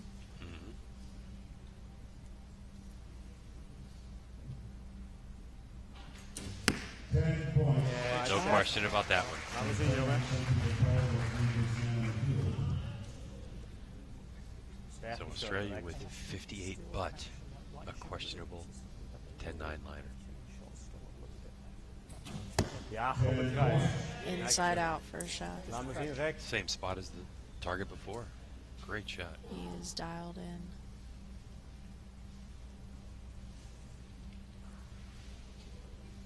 Yeah, it's really good.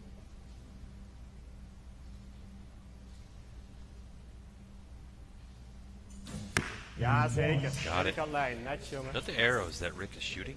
Those are actually 22 diameter That arrows. is right. Some old arrows he found. He couldn't get 23s to work for him. Tried those. And he's feeling it.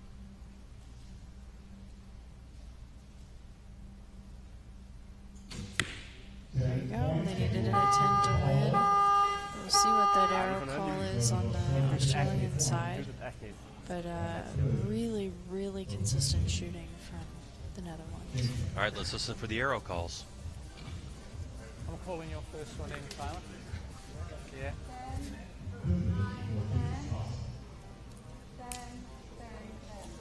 Yeah, it's done these, but it's... This depends on the arrow. It's going to be real close. 10, 9, 9, 10, 10, 10. All right, so that last 9 that was called was the one arrow in question. So it is called a 9, so that means 58 points for Australia. The winner will be the Netherlands. That will take it 5 set points to 1. And the silver medal will go to Australia. So congratulations to the Netherlands on their victory. And you can see the logo on their shirts. That's for the 2019 World Championships for World Archery. That'll be heading over to the Netherlands. We were in Mexico City, actually, at the end of 2017 for that one. It's similar in terms of this 2018 World Archery Indoor Championships is a once every 2-year event. So is the World Championships for the outdoor.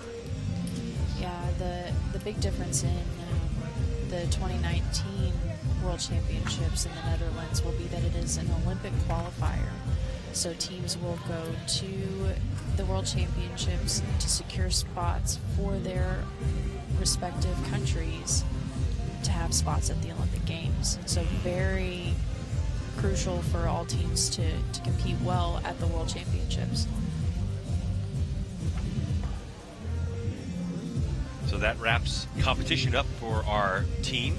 Both the women and men have completed what they were here to do for 2018 World Archery Indoor Championships in Yankton, South Dakota. short bit of time, we will have the awards ceremonies.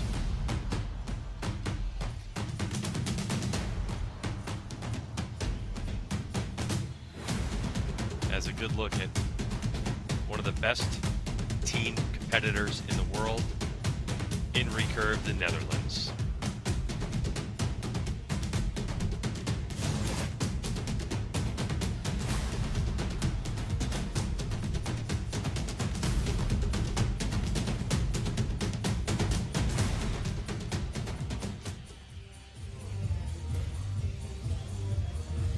Waiting for the ceremony as the crowd takes a look on. So we still have left on the docket today plenty coming at you as we start to get to our individual matches. Let's take a look at how things played out, though, for the men's team competition. As the Netherlands will stand on top of the podium ahead of Australia, and the Ukraine was able to defeat Russia. And then behind them we had Italy, Japan, the United States coming in 7th place, France, Germany, and on back through the field. So the Netherlands as a team will hold on to that gold medal for the next 2 years for World Archery Indoor and call themselves champions, and well deserved. And now it's time for the ceremony. Victory ceremony for the Recurve men's team event.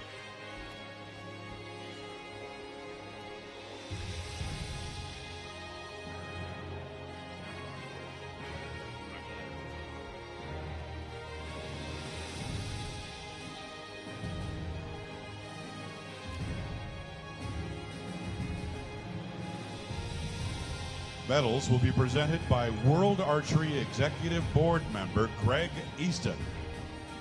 The gifts will be presented by Downtown Screen Printing Embroidery Manager Jolene Retzlack.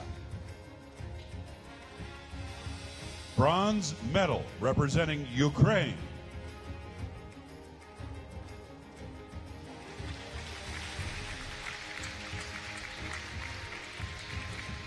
Oleksiy Hunbin.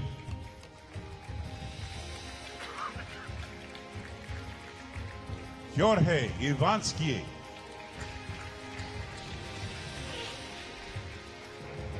Victor Ruban.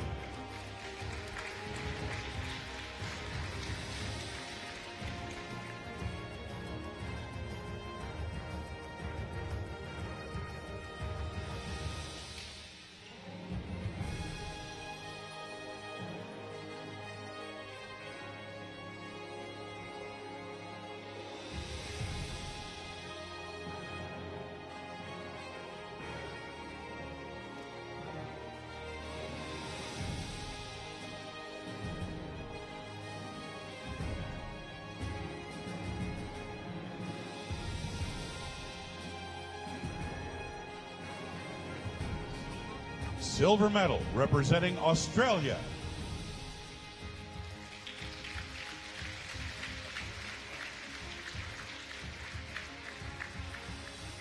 Aston Darcy. Ryan Tyak.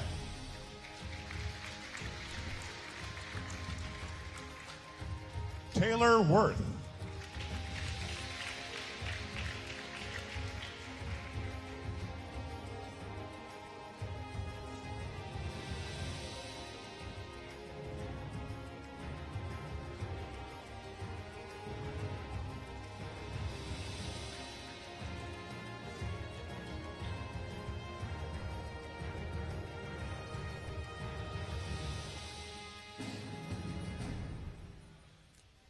Gold medalists, the Netherlands.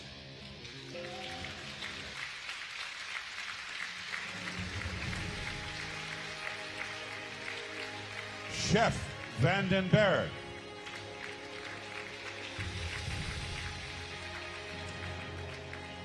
Rick van der Ven. Steve Weiler.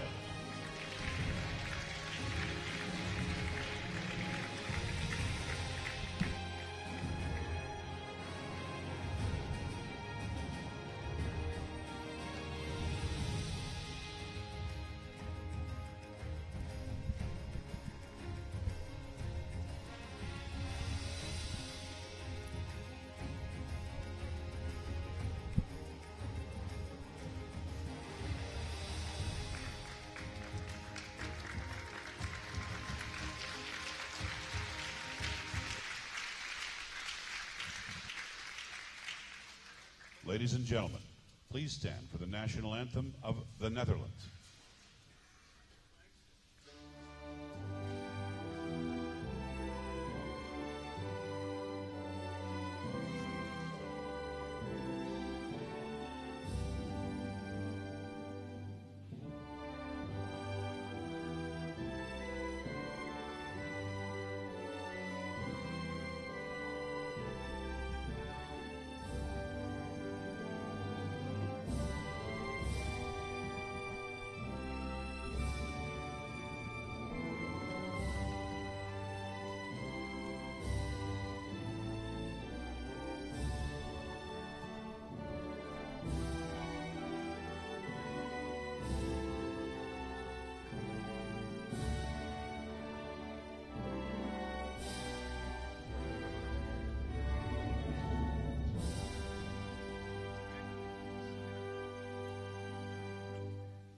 Please congratulate our athletes. Coming up next, please stay with us. The Recurve Women's Individual Bronze Medal Final is still ahead.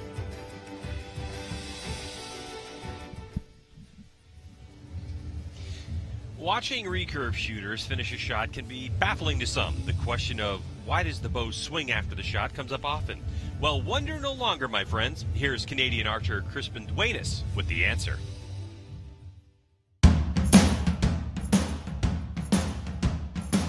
People think that archers show off by swinging their bow after a shot. That's not the case. We actually do this for a really important reason, and here's why. Now, what you'll notice is that after archers take a shot, their bow kind of jumps out of their hand and swings around. We're not doing this for show. There's actually a very, very good reason why we are letting this bow do what it does. Now, first of all, when an archer holds a bow, they don't actually grip the grip all the way around. Doing this will cause tension and torque the bow, and you could actually miss your target that you're trying to hit. It only takes 1/10 of a degree to miss the 10 ring at this distance. So what do? We tie our bow to our hand. Because I'm Canadian, I use a hockey lace, but some people use a shoelace. And what this does is it ties around the archer's thumb and one of their other fingers. I use my middle finger, some people use their index finger, and some people actually have a wrist sling that attaches at the wrist. So if an archer didn't have anything to catch the bow, what would happen after the shot is all of the force of the string will pull the bow out of the archer's hand, and it would just leave their hand, and we'd have thousands of dollars of equipment on the floor. After the shot is taken, the archer lets the bow go and is caught by the sling. Now, the reason why the bow turns after the shot is because of the weights that we have on our stabilizers. All of these weights, in part with gravity, just make the bow rotate around the archer's hand, like so.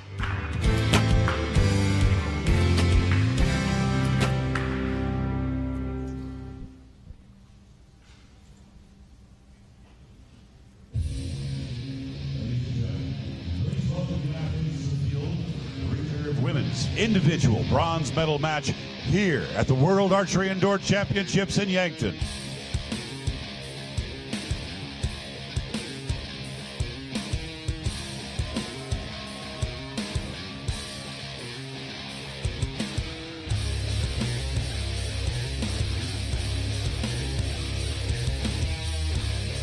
You saw her in the team round, and now she's back for more individually. Representing France, Audrey Addition.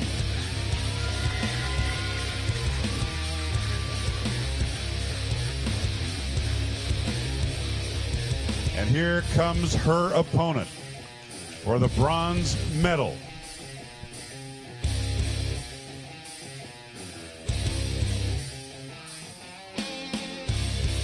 Shooting for the bronze on target number 1, representing Japan, Fumio Miyake.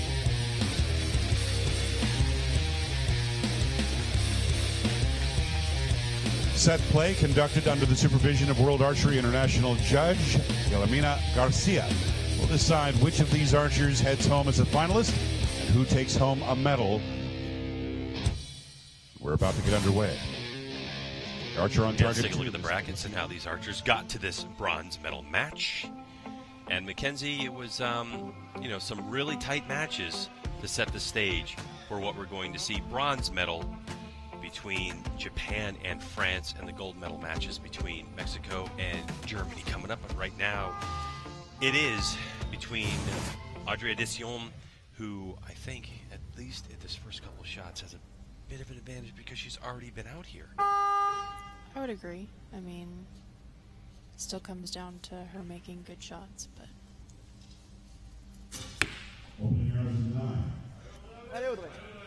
having that experience on the field will definitely help you with the lighting for sure.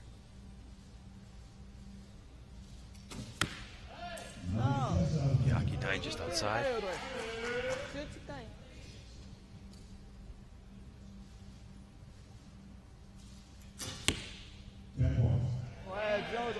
Good shot.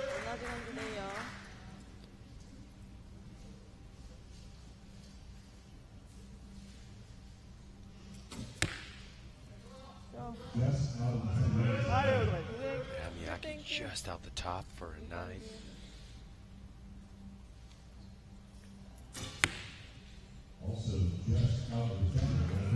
Just low.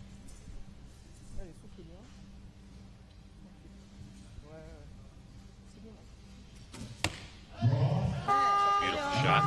So now that we've switched to individual matches, the set points will change a little bit. The idea is the same. If you have the higher score, you would get 2 set points. If you both have the same score, in this instance, a 28, you get 1 set point each, but it is 6 points to win the match. If you draw to a 5-5 tie, then it is a 1-arrow shoot-off closest to center. See if we can listen in on this call. Is 9, 9, 10. Okay, so that's confirmation as we had a 9-10 liner call, so 28 points for each archer.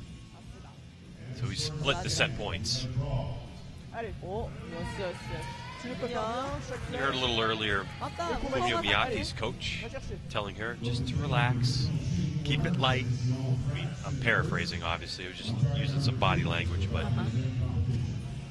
Definitely when you come out here, it's easy to get in your head and get a little excited, but to calm down and go back to your process and the way you're shooting is definitely key here.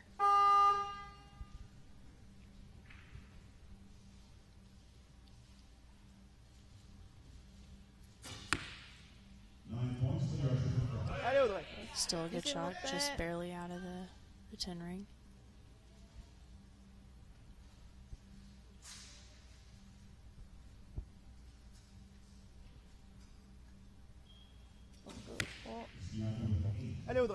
One went a little long for her, it seems. Long hold. There's about 5 seconds on the clock for the 21-year-old Miyake from Japan.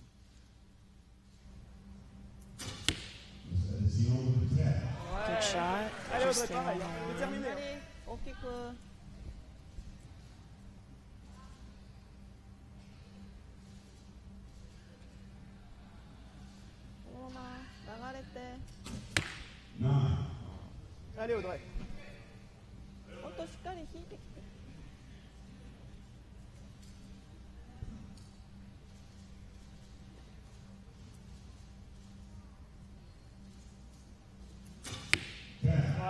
Solid finish. Something about Audrey that just makes me smile when she releases that shot. Good shot. Good answer.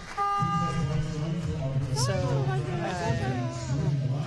to what you said, Audrey's shot at the end is very determined, very strong there at the finish, and that's really key. If you have a little bit of a weak shot to set up, as long as you finish the shot, it's going to go where you want it to go. She looks like she's having a good time out there, very determined, very confident, but really sticking to what she knows, and that's her shot. Audrey Addition, 21 years old, ranked 15th in the world. On stage earlier today with her team in team competition, as she now pulls ahead 3 set points to 1 over Fumio Miyake of Japan. With Miyake, the archer behind, she'll shoot first.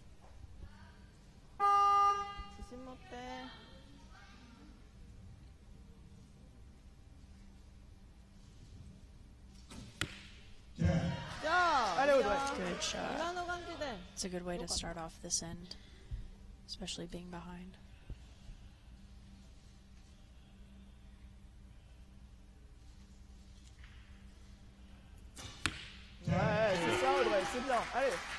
Good shot.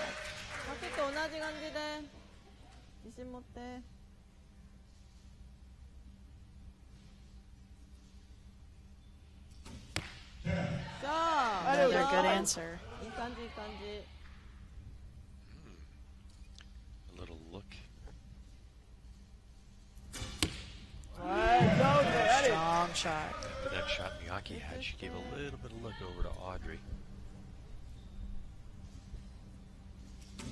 Quick one.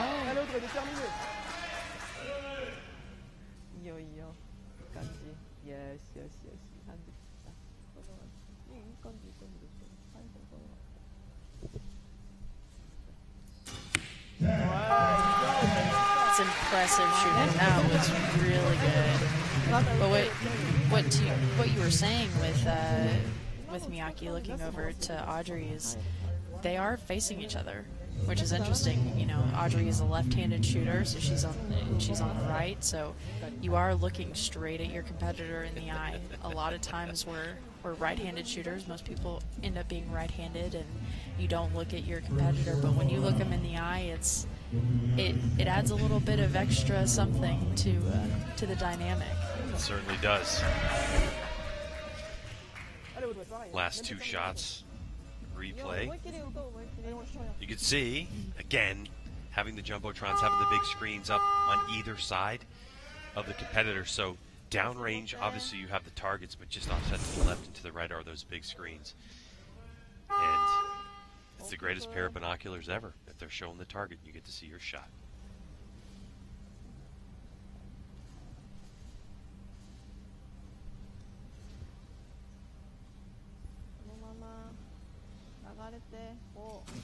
Good solid 10 right there. Good way to start off.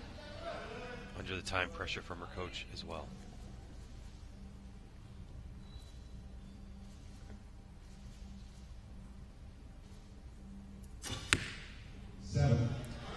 She seemed very unhappy with that shot, but you know, again, set points, anything can happen.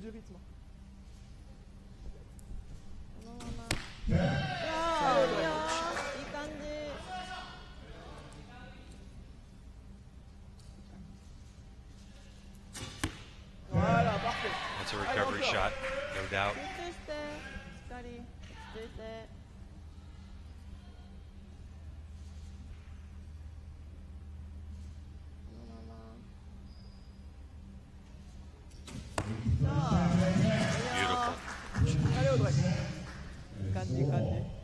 She hasn't missed a point in her last 7 arrows.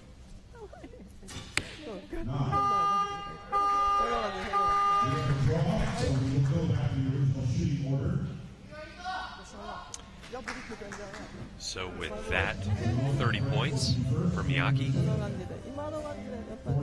We'll go all tie at 4 set points per athlete.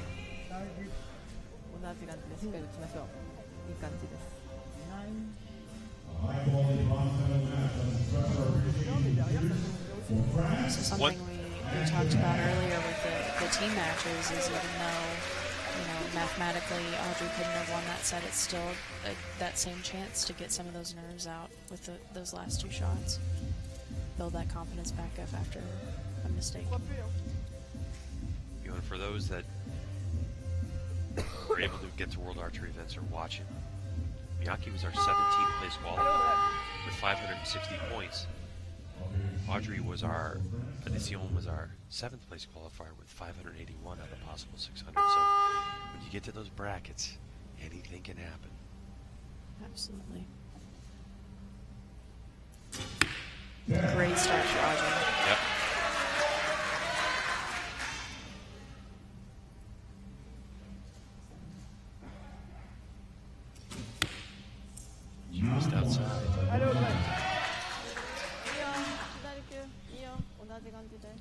first miss of a 10 in 7 shots.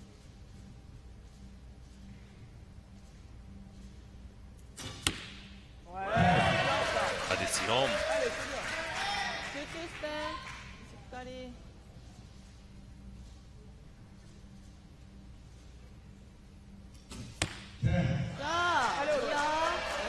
to stay in it. 同じ感じで最後しっかり打とう。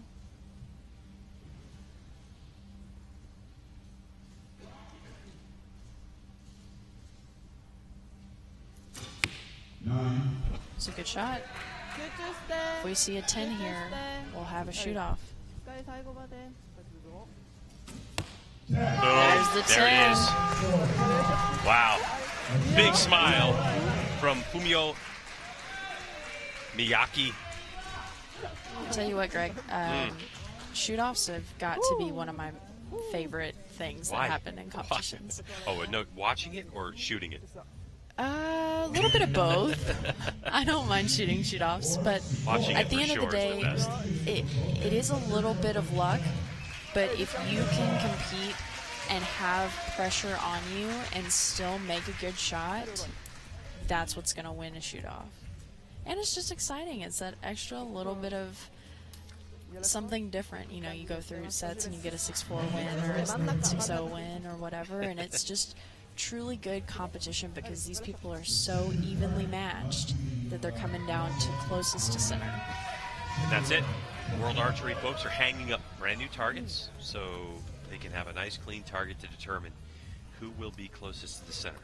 Key to keep in mind, the rules are of those 3 targets you see, you have to shoot the middle target. If you don't shoot the middle target, it's a 0. So, closest to the center, Audrey, Addition, shoot first. Everyone on the edge of their seat for bronze.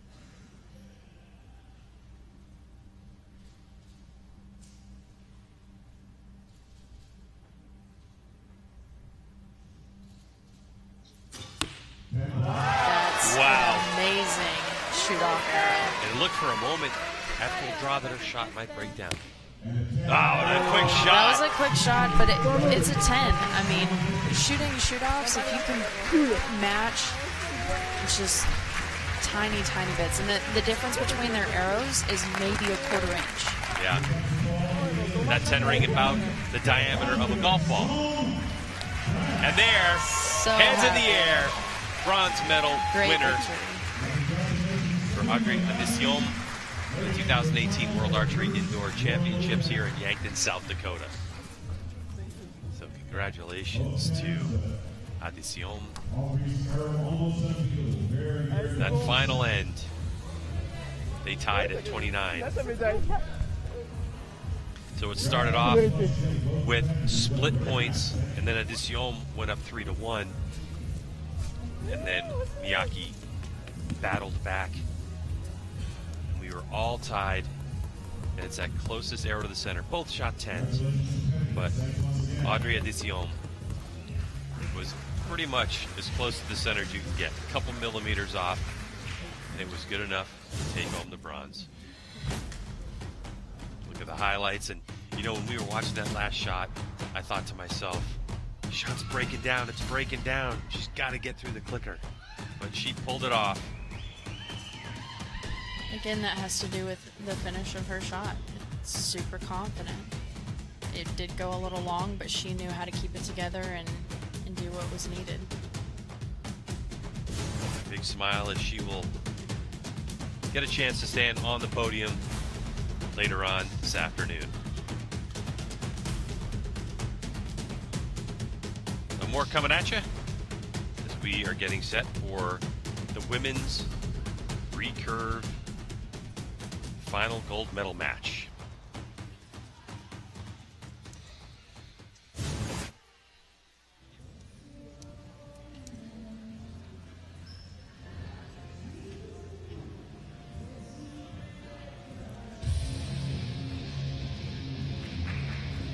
Ladies and gentlemen, please welcome the competitors for the Recurve Women's Individual gold medal final.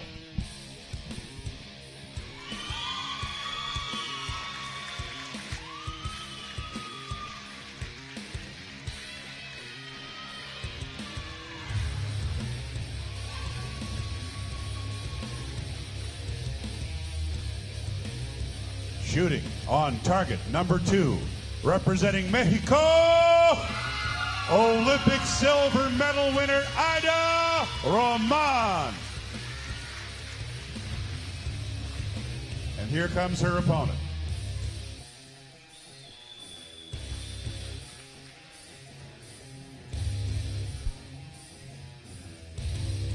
Shooting for the gold medal on target number 1, representing Germany, world field champion Elena Richter. World archery judge. Now, with the title of world champion just a few shot arrows away, we took a moment to chat with Aida Roman and Elena Richter about the magnitude and pressure of shooting for gold. I think it's tough, but it's also, if you have your focus to do your best, it doesn't matter if you win or lose. If you did everything in the line, and if the other one shot better, that's right, you know. And for me, I'm trying to take all of my strength to do my best. Well, I don't feel any pressure because I feel like I've already won what I wanted to be in the final. I have at least one medal, it doesn't matter which color. So I don't feel any pressure. I just feel pretty confident because of my shooting today. So yeah, I'm looking forward to it.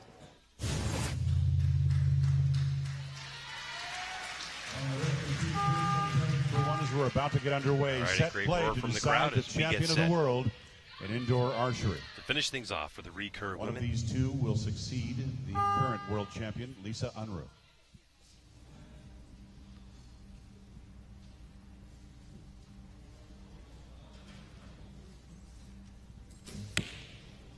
Great opening arrow for Elena Richter.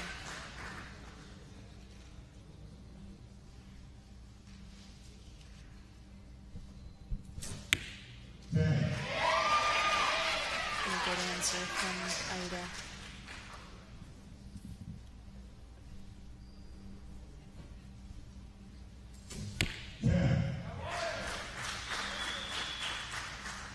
Could it be like this the entire match? But Roman drills that one, our 11th place qualifier.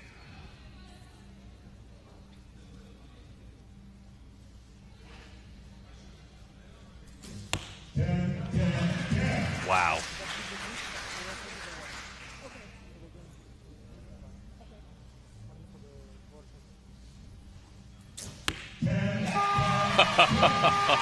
This is what you really like to see in a gold medal match. I mean, you see that Aida finished 11th in qualification, but that really has no bearing on how she's going to compete in a medal match or in any matches for that matter. And then you've got Elena, who shot in 4th for the qualification, and still they're both very fierce competitors and very good at what they do. Can't start a match better than that. Elena Richter, her good form, and knowing that is in the 10 ring. And then Aida Roman putting a stamp on it too, saying you're going to really have to work for this one. We heard from Richter earlier that she's just happy to be here in the medal match. But you get to this point and you know it's all about that gold. There's a 10 on the Richter scale. 10 on the Richter scale.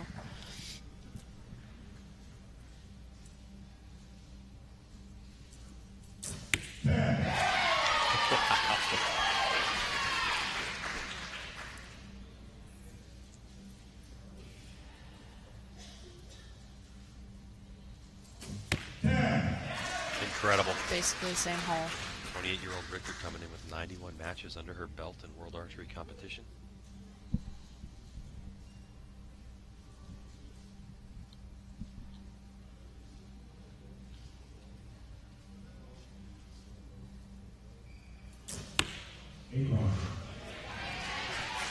Wow, she was really fighting the clock on that one. Aida Roman, 29 years old, 169 matches. Oh, quick shot. Almost matched it. Looks like that caught the line, so it'd be a 9.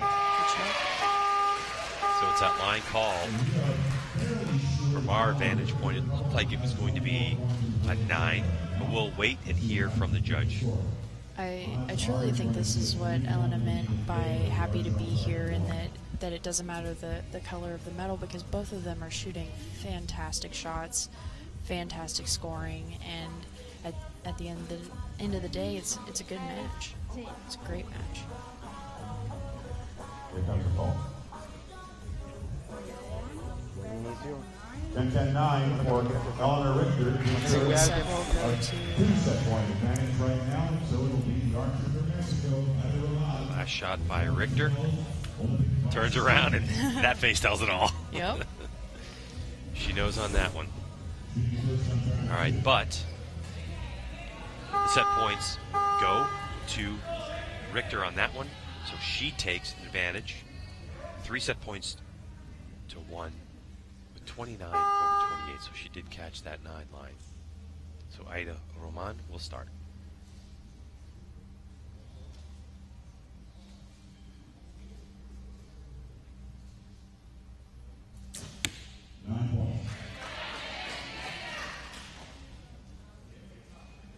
Roman with a quick adjustment.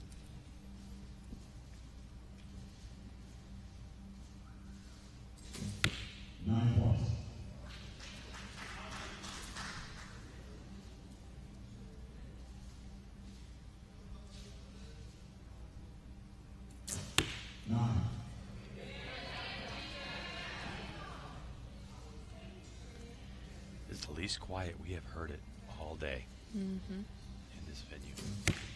9, just out.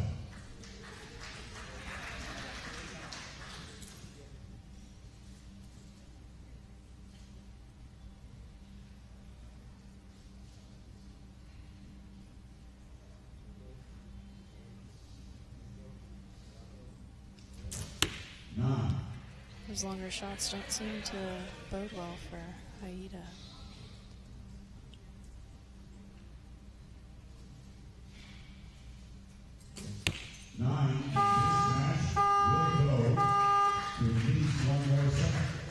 Okay, so 999 across the board, 27s each, which means we're going to at least one more set of scoring for this one. So we saw earlier Aida made an adjustment on her sight. For those of you at home who don't know how a sight works, there are knobs on the top and on the side of the sight that will move your arrows accordingly depending on how you turn those knobs.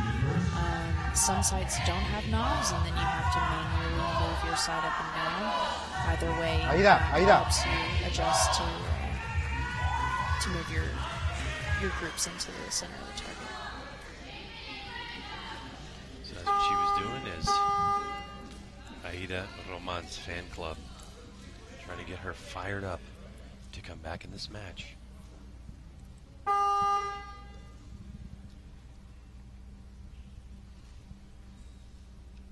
Abriendo en 14.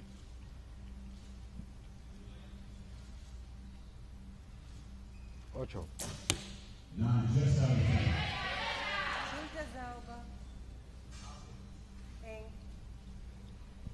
Ahí está buena alineación de la red, está bien. 17.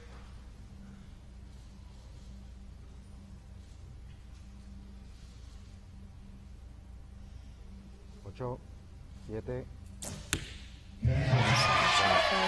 Yeah. Ligeramente arriba del 10. It's going to put some pressure on Richter.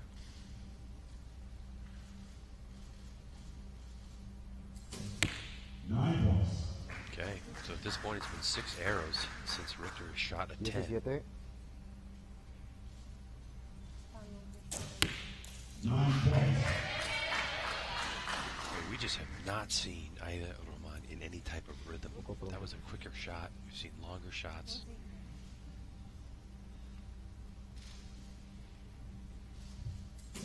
Okay, so we're splitting that set again. So some strategy here for Aida. She has to come back and win this set to be able to push another shoot off. Ahorita que espera que den las flechas para que no estés adelante y luego regreso otra vez.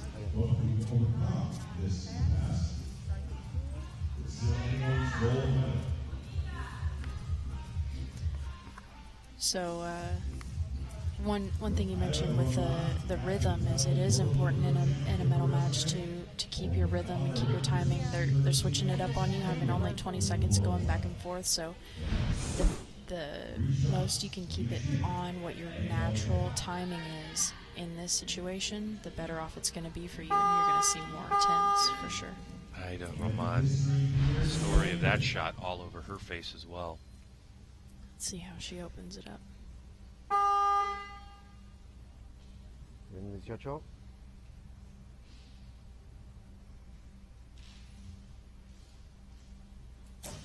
Much better rhythm. Much better, yeah. Seems to hold that pace right around 11, 10 seconds left on the clock when she releases. Richard now finding the 10 ring once again.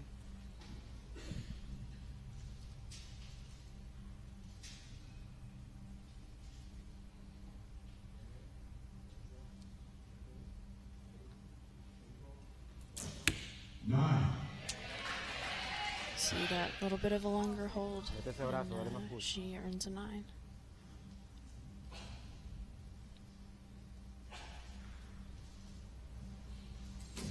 A lot of confidence in that shot.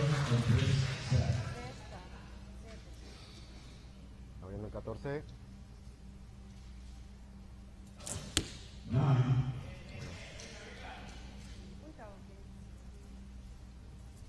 As you see on your screen is an 8 to win.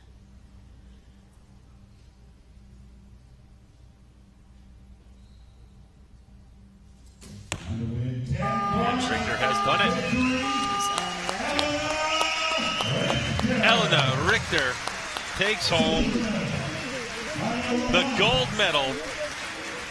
After you heard beginning, she was just happy to be in that match, but I'm sure even happier to take home the gold medal. The 2018 World Archery Indoor Champion in women's recurve will be Germany's Elena Richter.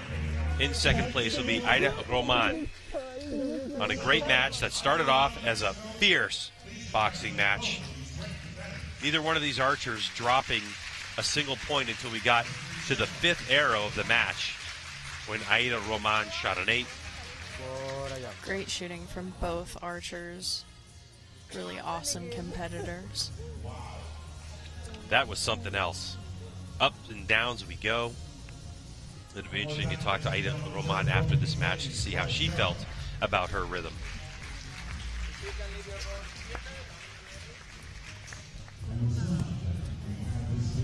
And we are not done at all. We still have more matches to come as our South Dakota mascots enjoy some time with the fans. Some great replay action from our World Archery crew as a good look at our gold medalist, now crowned world champion, Elena Richter, as she gets it done. She had a mid-match run of 27s. She knew it in that shot that the gold was hers. Look at the rankings as we finish up the women's individuals. It's Richter, Aida Roman, Audrey Assion. You can see on back to the field, our very own Mackenzie Brown finishing tied in 9th place in this match. I know you would have rather been out there shooting than sitting here in the booth with me. Absolutely. I mean, I love talking with you, Greg. Yeah, but yeah. First and foremost, I am a competitor, and I would love to have been out there on that competition field. So much more coming at you as we still have the men on deck for bronze medal matches as well as that gold medal match. And that's why this crowd is just glued here as we're getting close to wrapping things up. But it's time for our women's ceremony.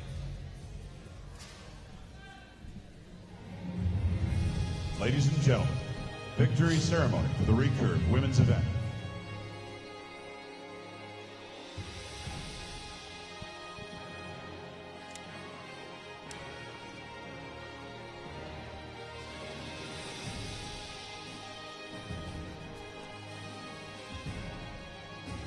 Medals will be presented by the National Field Archery Association Foundation President, Bruce Cull. The gifts and the champion's Longines watch will be presented by William & Company shareholder Gail Goebbels. Bronze medal representing France.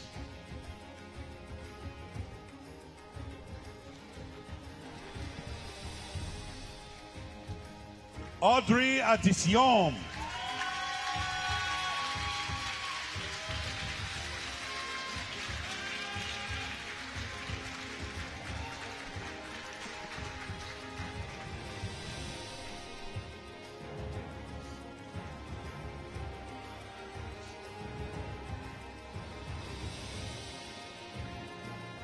Bronze medal, silver medal representing Mexico.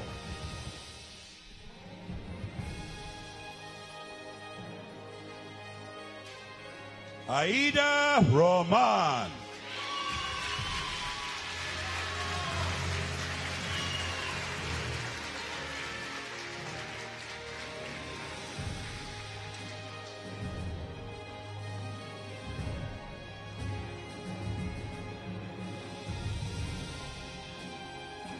Gold medal, world champion, representing Germany.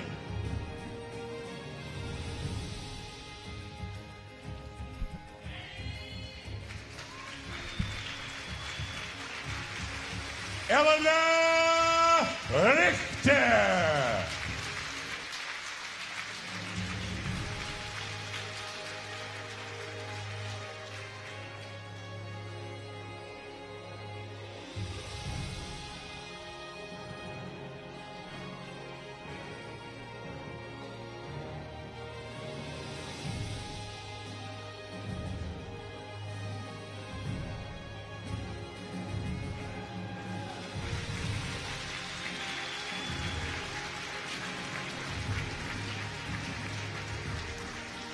Ladies and gentlemen, please stand for the national anthem of Germany.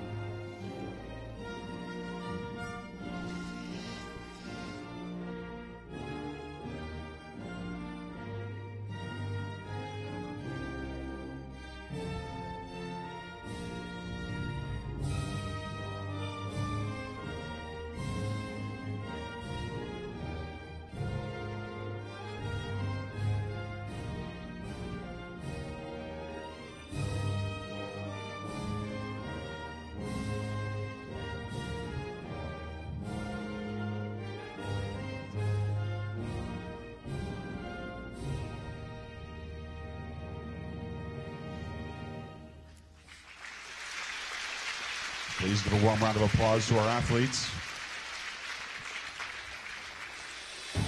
More action just ahead.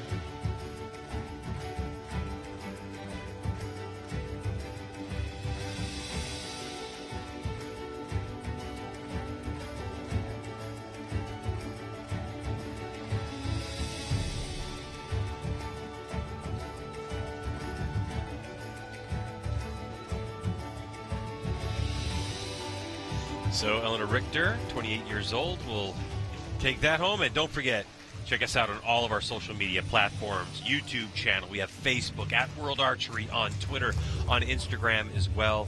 If you're watching this, then let us know. World Archery does a good job of getting in touch with a lot of the followers. And make sure that you take a picture of yourself shooting archery. And you can tag it. You can tag it in. And you know what? We still have some competition coming at you, as we have the bronze medal match for the recurve men coming up, which promises to be a spectacular match. Let's take a look at the brackets and how these archers were able to get into the bronze and gold medal. And you can see we're going to have up the top of your screen Crispin Duenas over Jack Williams, and then he was able to get into that bronze medal match. Representing Australia, Taylor Worth.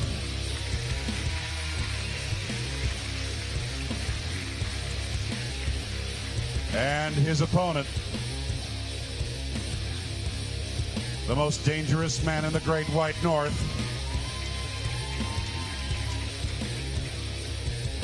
representing Canada, please welcome Crispin Duenas.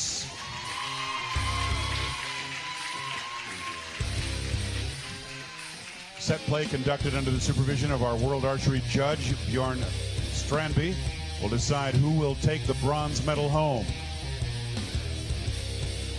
either to the north or way to the south.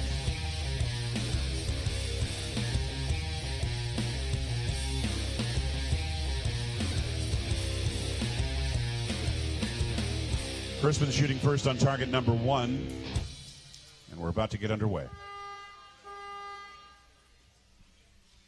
Recurve men bronze medal match getting underway. Crispin Duenas in the red shirt. Taylor Worth in the Australian yellow and green. Opening arrow 9. A 9 for Crispin.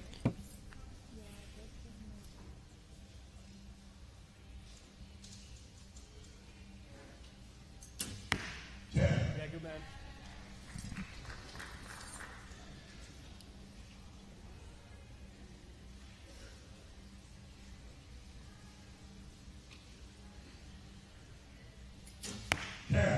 Good shot from Crispin. As we mentioned before, there might be a little bit of an advantage for Taylor as he's been on this field before today.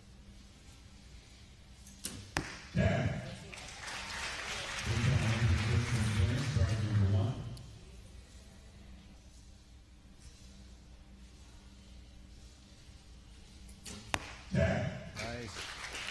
Nice. So 29 to start Crispin off. Yeah. No worries.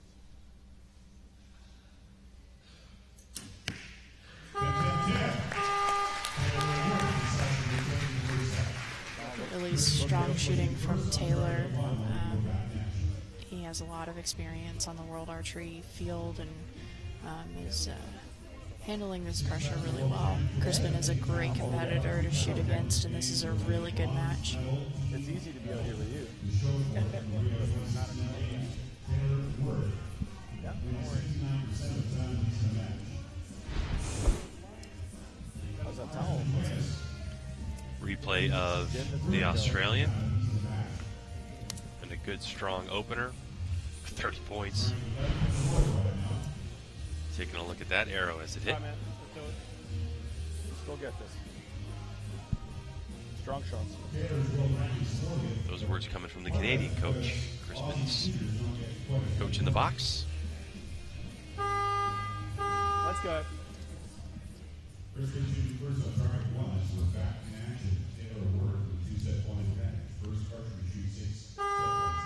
For Taylor Worth, his teammate, Tyak, in the coach's box. 2 set points to 0. The advantage, the Australian. 5, 4. Put some pace in it. Can you hear me? You got it.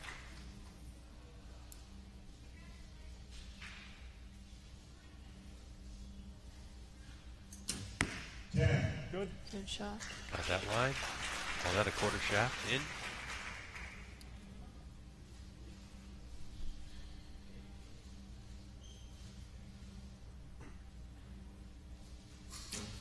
Same again. Crispin catching that 10 line. Good. Nice. The last 2 shots have been a little bit longer than we're used to seeing from him. A little bit out there for Taylor. Makes a quick adjustment.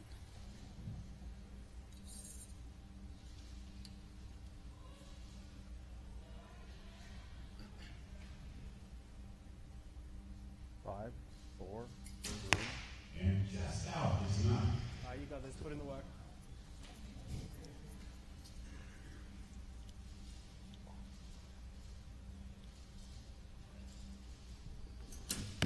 Yeah, to have the point.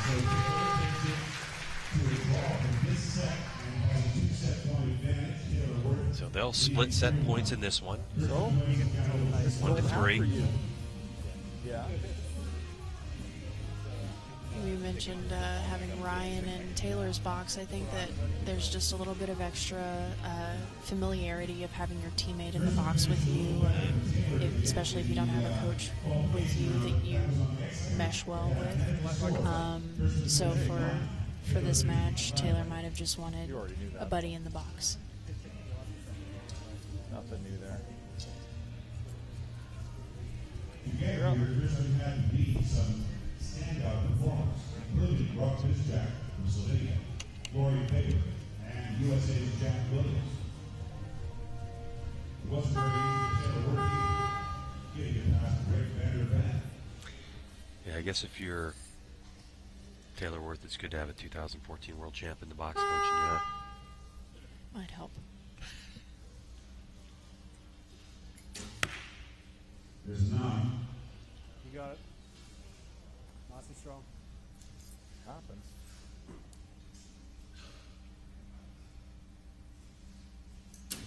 Yep, good. There's 9. Looks a little low.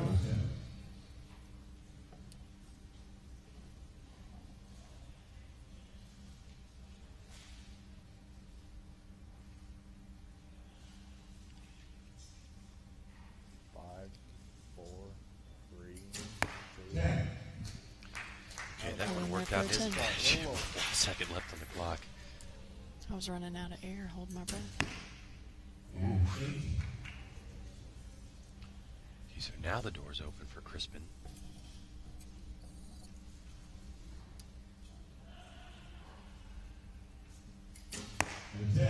Shot. Yes, sir, may I please? Yeah. Close that out. Yeah. Just a little. A little bit more pepper.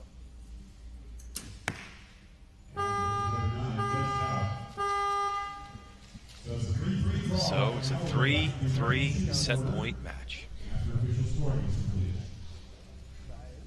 Crispin seems to have a little bit of commentary after some of his shots, especially after his first one. He was like, I don't know what. You could see it on his face. Don't know what happened. Something done. Oh, yeah. Yeah. Attaboy. Attaboy. Let's go get this. Yeah, it is. They love you. Let's go get this. I don't know why I brought my binos. I don't need them out here. That's true. I knew that too. So how long you had that Hyundai? Oh, so it's not that old. Okay. So a lot of different chit-chat going on there in the coach's box. I guess anything to distract him, right? As we take a look at replay of Crispin. What are you seeing from his particular shot? We talked, he was the one who told us about, the release and the flip, and we have one shot that worked in that way and then another shot that didn't.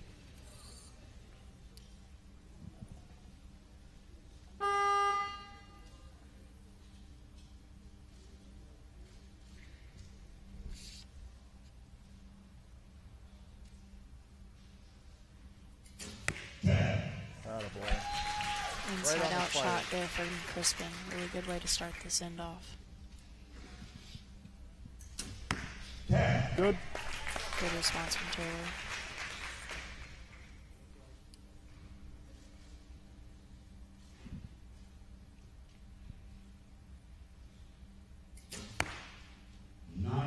Oh, just outside. A little left of that 10 ring.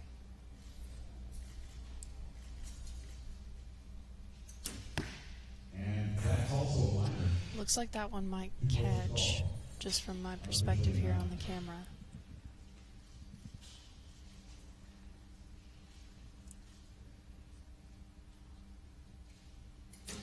Good solid shot.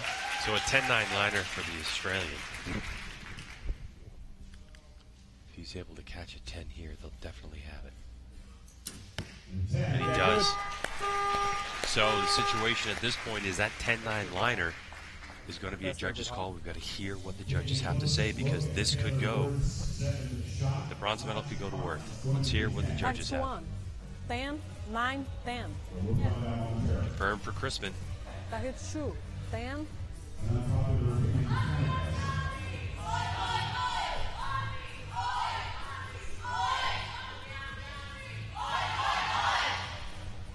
Bam. There it is. So Taylor Worth will now take the advantage, so it'll be a 5-3 set point. That's right, because it's scored on that. It's scored on it right now as a 4-4, so that'll switch and give those 2 points to the Australian. That's good news. So 5-3 will be the advantage. Yep, thanks for keeping me honest on that one. Got all excited there for a second. Crispin needs to win this set to be able to push a shoot off. It's really good shooting from both competitors. Strong shots. Right down the pike.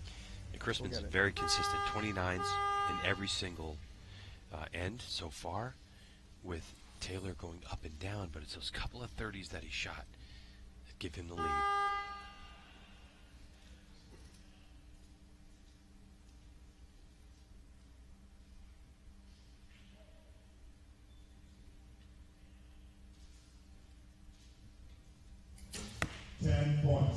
Good start. Yep.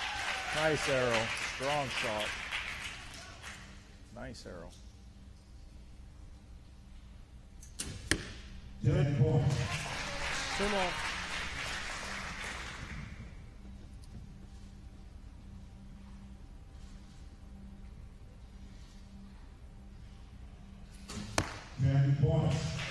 Another good shot. Give me another one.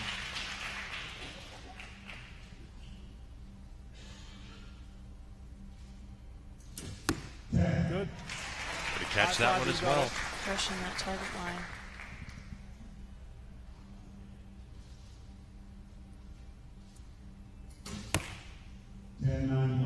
That's really close. You can hear the air deflate out of the crowd.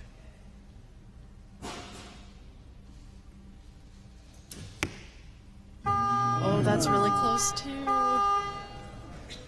But in this situation, if both of them are out, then it will be Taylor Worth who will take the win. All right. They will. Let's hear from the judge. Bam.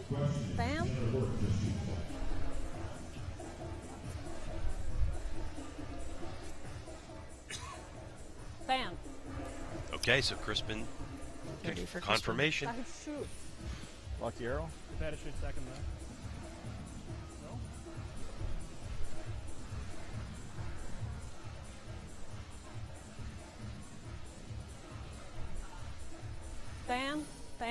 Bam. You have a Whoa. So it is a split, and Taylor Worth will take the win. So that's a confirmation Ryan from the seems to judge. be very surprised. He was preparing Taylor for a shoot-off. Wow. He takes the win. So just like that, the judges call, and the bronze medal awarded to Taylor Worth from Australia over Crispin Duenas, who put up the best possible score he could, 30-30-30, or 10-10, but it was matched by Taylor Worth with a 30 as well. You know, something to be noted in set play is that Crispin was clearly the more consistent archer with 29s and then a 30 at the end. But in set play, if you're winning those sets, that's what matters. So you can afford to lose one like a 26 and then come back with matching 30s. Yeah, that's exactly right. So Crispin Duenas only losing a couple of 4 points total in that, but in that match, but he'll lose the set points. So we're down to it. The final match of the day coming up in just a few moments as we take another look at the highlights from the bronze medal match.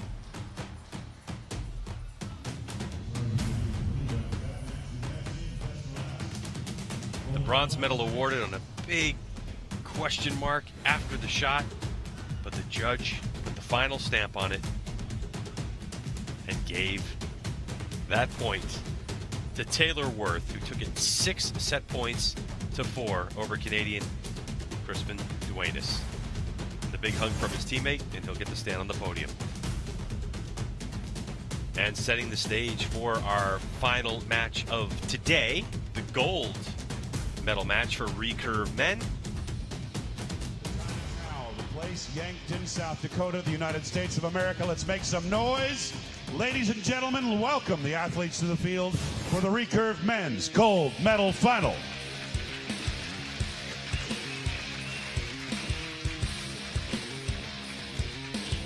Shooting for the gold medal on target number 2, representing Netherlands, Chef van den Berg.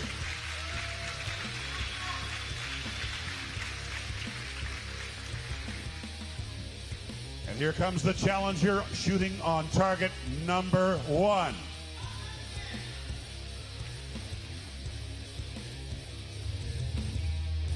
Shooting for the gold medal, making his first appearance in a World Archery event, representing Japan, Daisuke Tomatsu. Our World Archery International. Now, having a title of world champion is something that lasts forever, and after Chef van den Berg shot his way into the gold medal match, we asked him what it would mean to stand on top of the step of the podium and wear gold. A lot, especially since last weekend I also had a competition in Las Vegas where it didn't go my way, so I made some stupid mistakes, and I recovered from it in this tournament, and I'm happy to do so.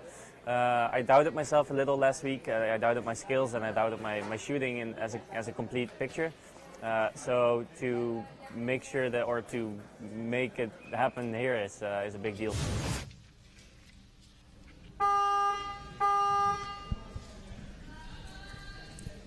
So Chef van den Berg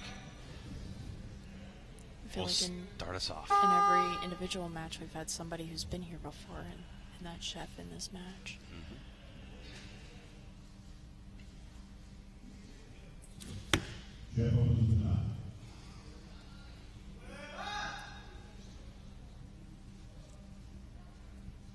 Daisuke competing in his first. Nice job. 17 years old. Good start.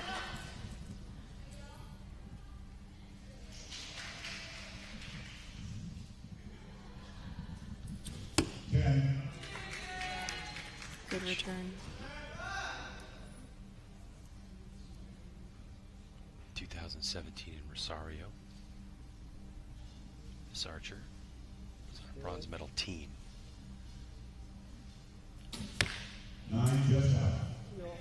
Still a really good shot.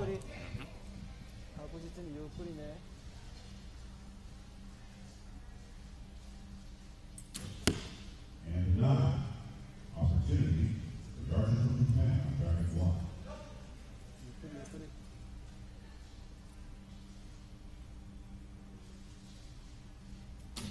Nice shot. Good shot.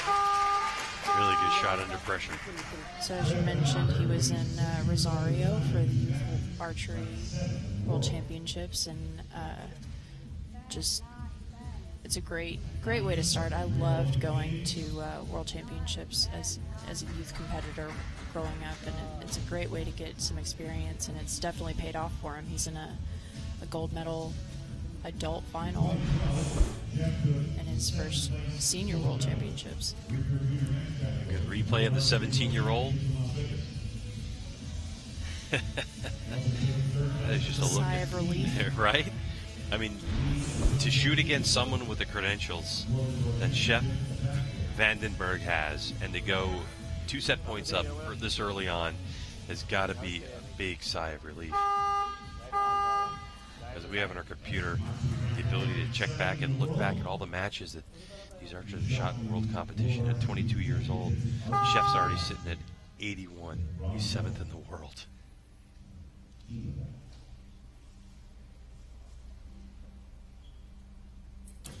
Yeah. Good shot. Daisuke, by the way,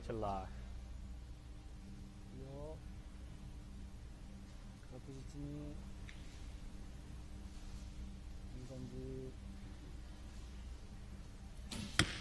It was a little bit longer than his previous shots.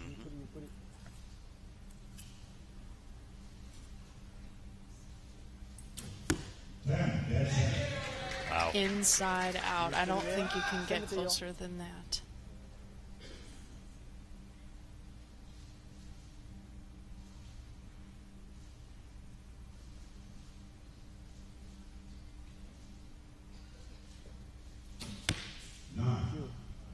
유골이요.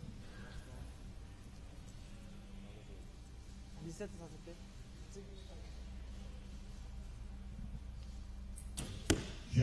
Chef will take the second set. That'll take us all tied up at set points.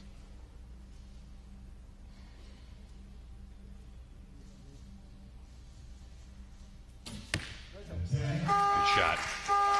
So the 487th ranked archer in the world. Yep. Daisuke Tomatsu going for gold here in Yankton, South Dakota. And we're all tied up at 2 set points apiece. The first one to 6 takes the gold. The other one guaranteed a silver. And as we mentioned earlier today, even though that world rank is seemingly low, he ranked 5th in the qualification round and is a really fierce competitor, it seems, on this finals match.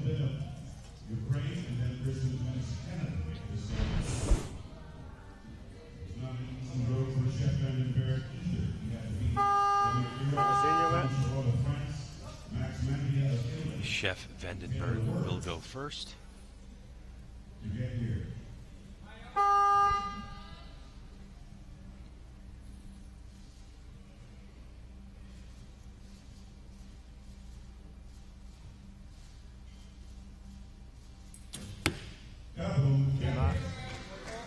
Great shot by Chef. Good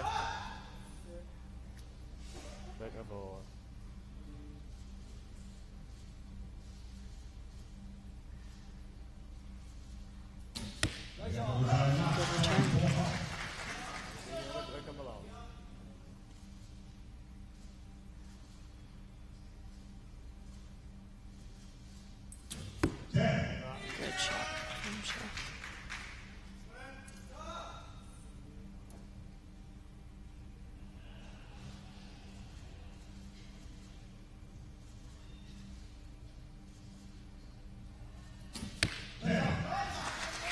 That's all you that gotta one. do. That's right. Caught at the and bottom. forth.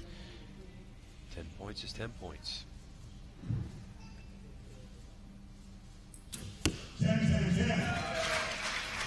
Someone's found their rhythm.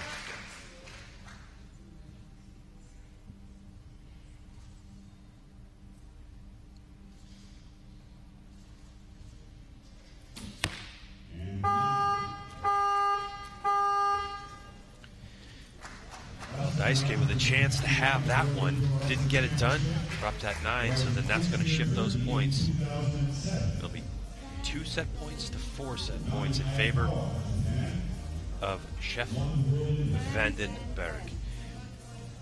Now, interesting because, you know, like Chef mentioned in the soundbite that we saw earlier on, he just had a completely miserable Las Vegas for himself. He went there with a lot of goals and he didn't achieve it. So kind of a hectic schedule coming straight from Las Vegas, you know, after that high intensity shoot into this particular match. But for Chef, it seems to have worked because of a little bit of redemption. How did it work for you? I think in every archery competition you have an opportunity to learn from what has happened at each competition, whether you win and you're outright the winner, or if you don't win and then you learn from those mistakes. I think going into a competition, it's invaluable to learn.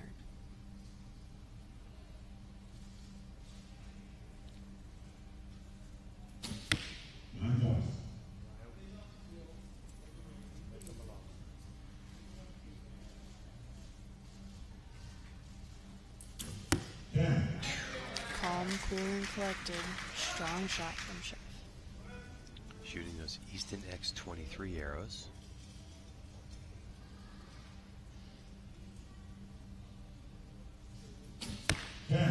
shot. Chef He shooting needs those those arrows. tins. Yep, those maximum allowed diameter arrows.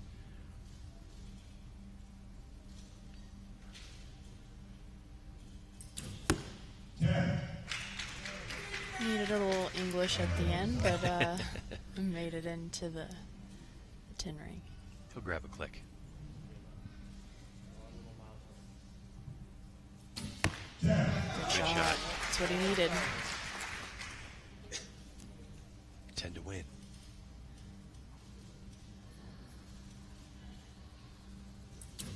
And Chef does it. Puts it close to the middle. And what a way to come back after an 0-2 deficit for Chef Vandenberg. And by the way, 30-30-30 those last three. So only dropped 2 points in 4 to win gold. Great shooting from Chef. And now you're going to know the name, Daisuke Tomatsu from Japan, as he storms on the scene to silver here in Yankton, South Dakota.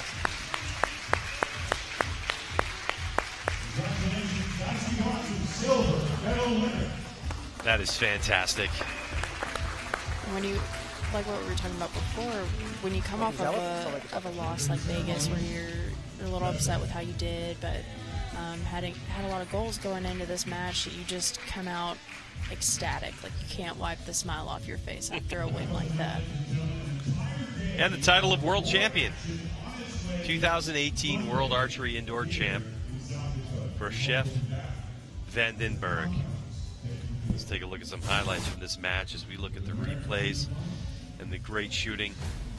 You can see those shots where Chef really can feel it. His bow arm really tells the story of how he feels the shot went. Absolutely.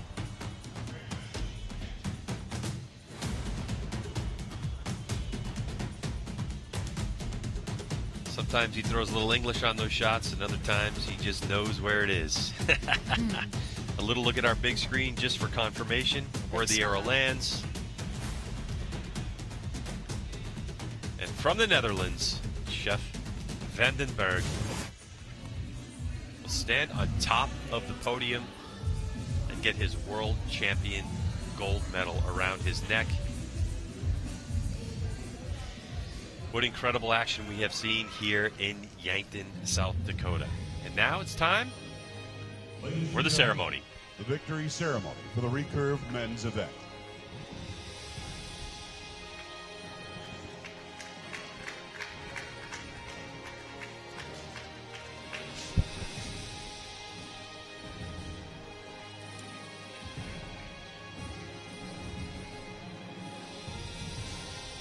Medals will be presented by World Archery Secretary General Tom Dillon.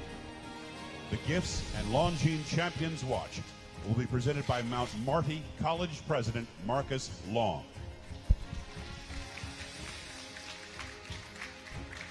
Bronze medal representing Australia.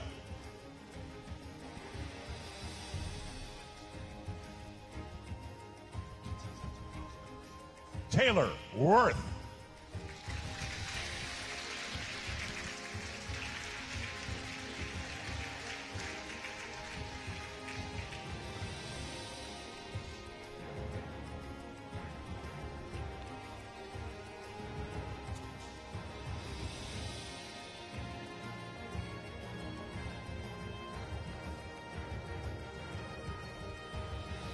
Silver medal representing Japan.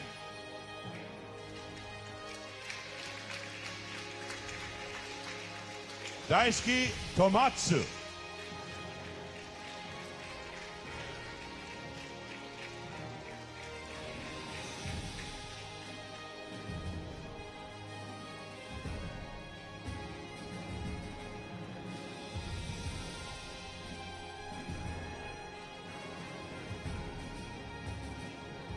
Gold medal, champion of the world, representing Netherlands, Chef Vandenberg.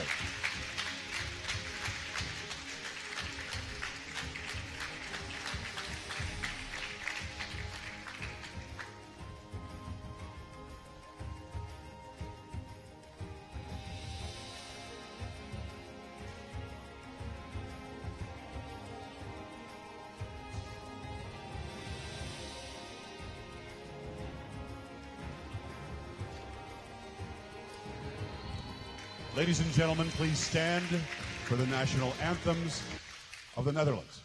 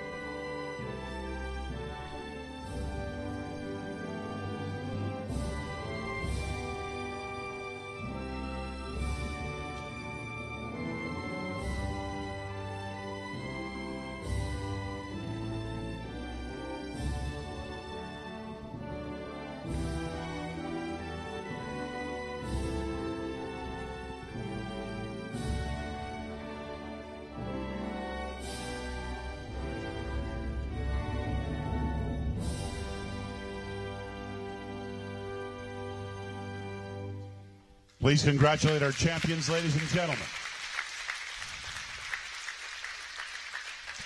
And that concludes Recurve Competition Day here at the Yankton 2018 World Archery Indoor Championship. Thank you for joining us today, and we will see you again tomorrow for Compound Monday here in South Dakota. Have a good evening.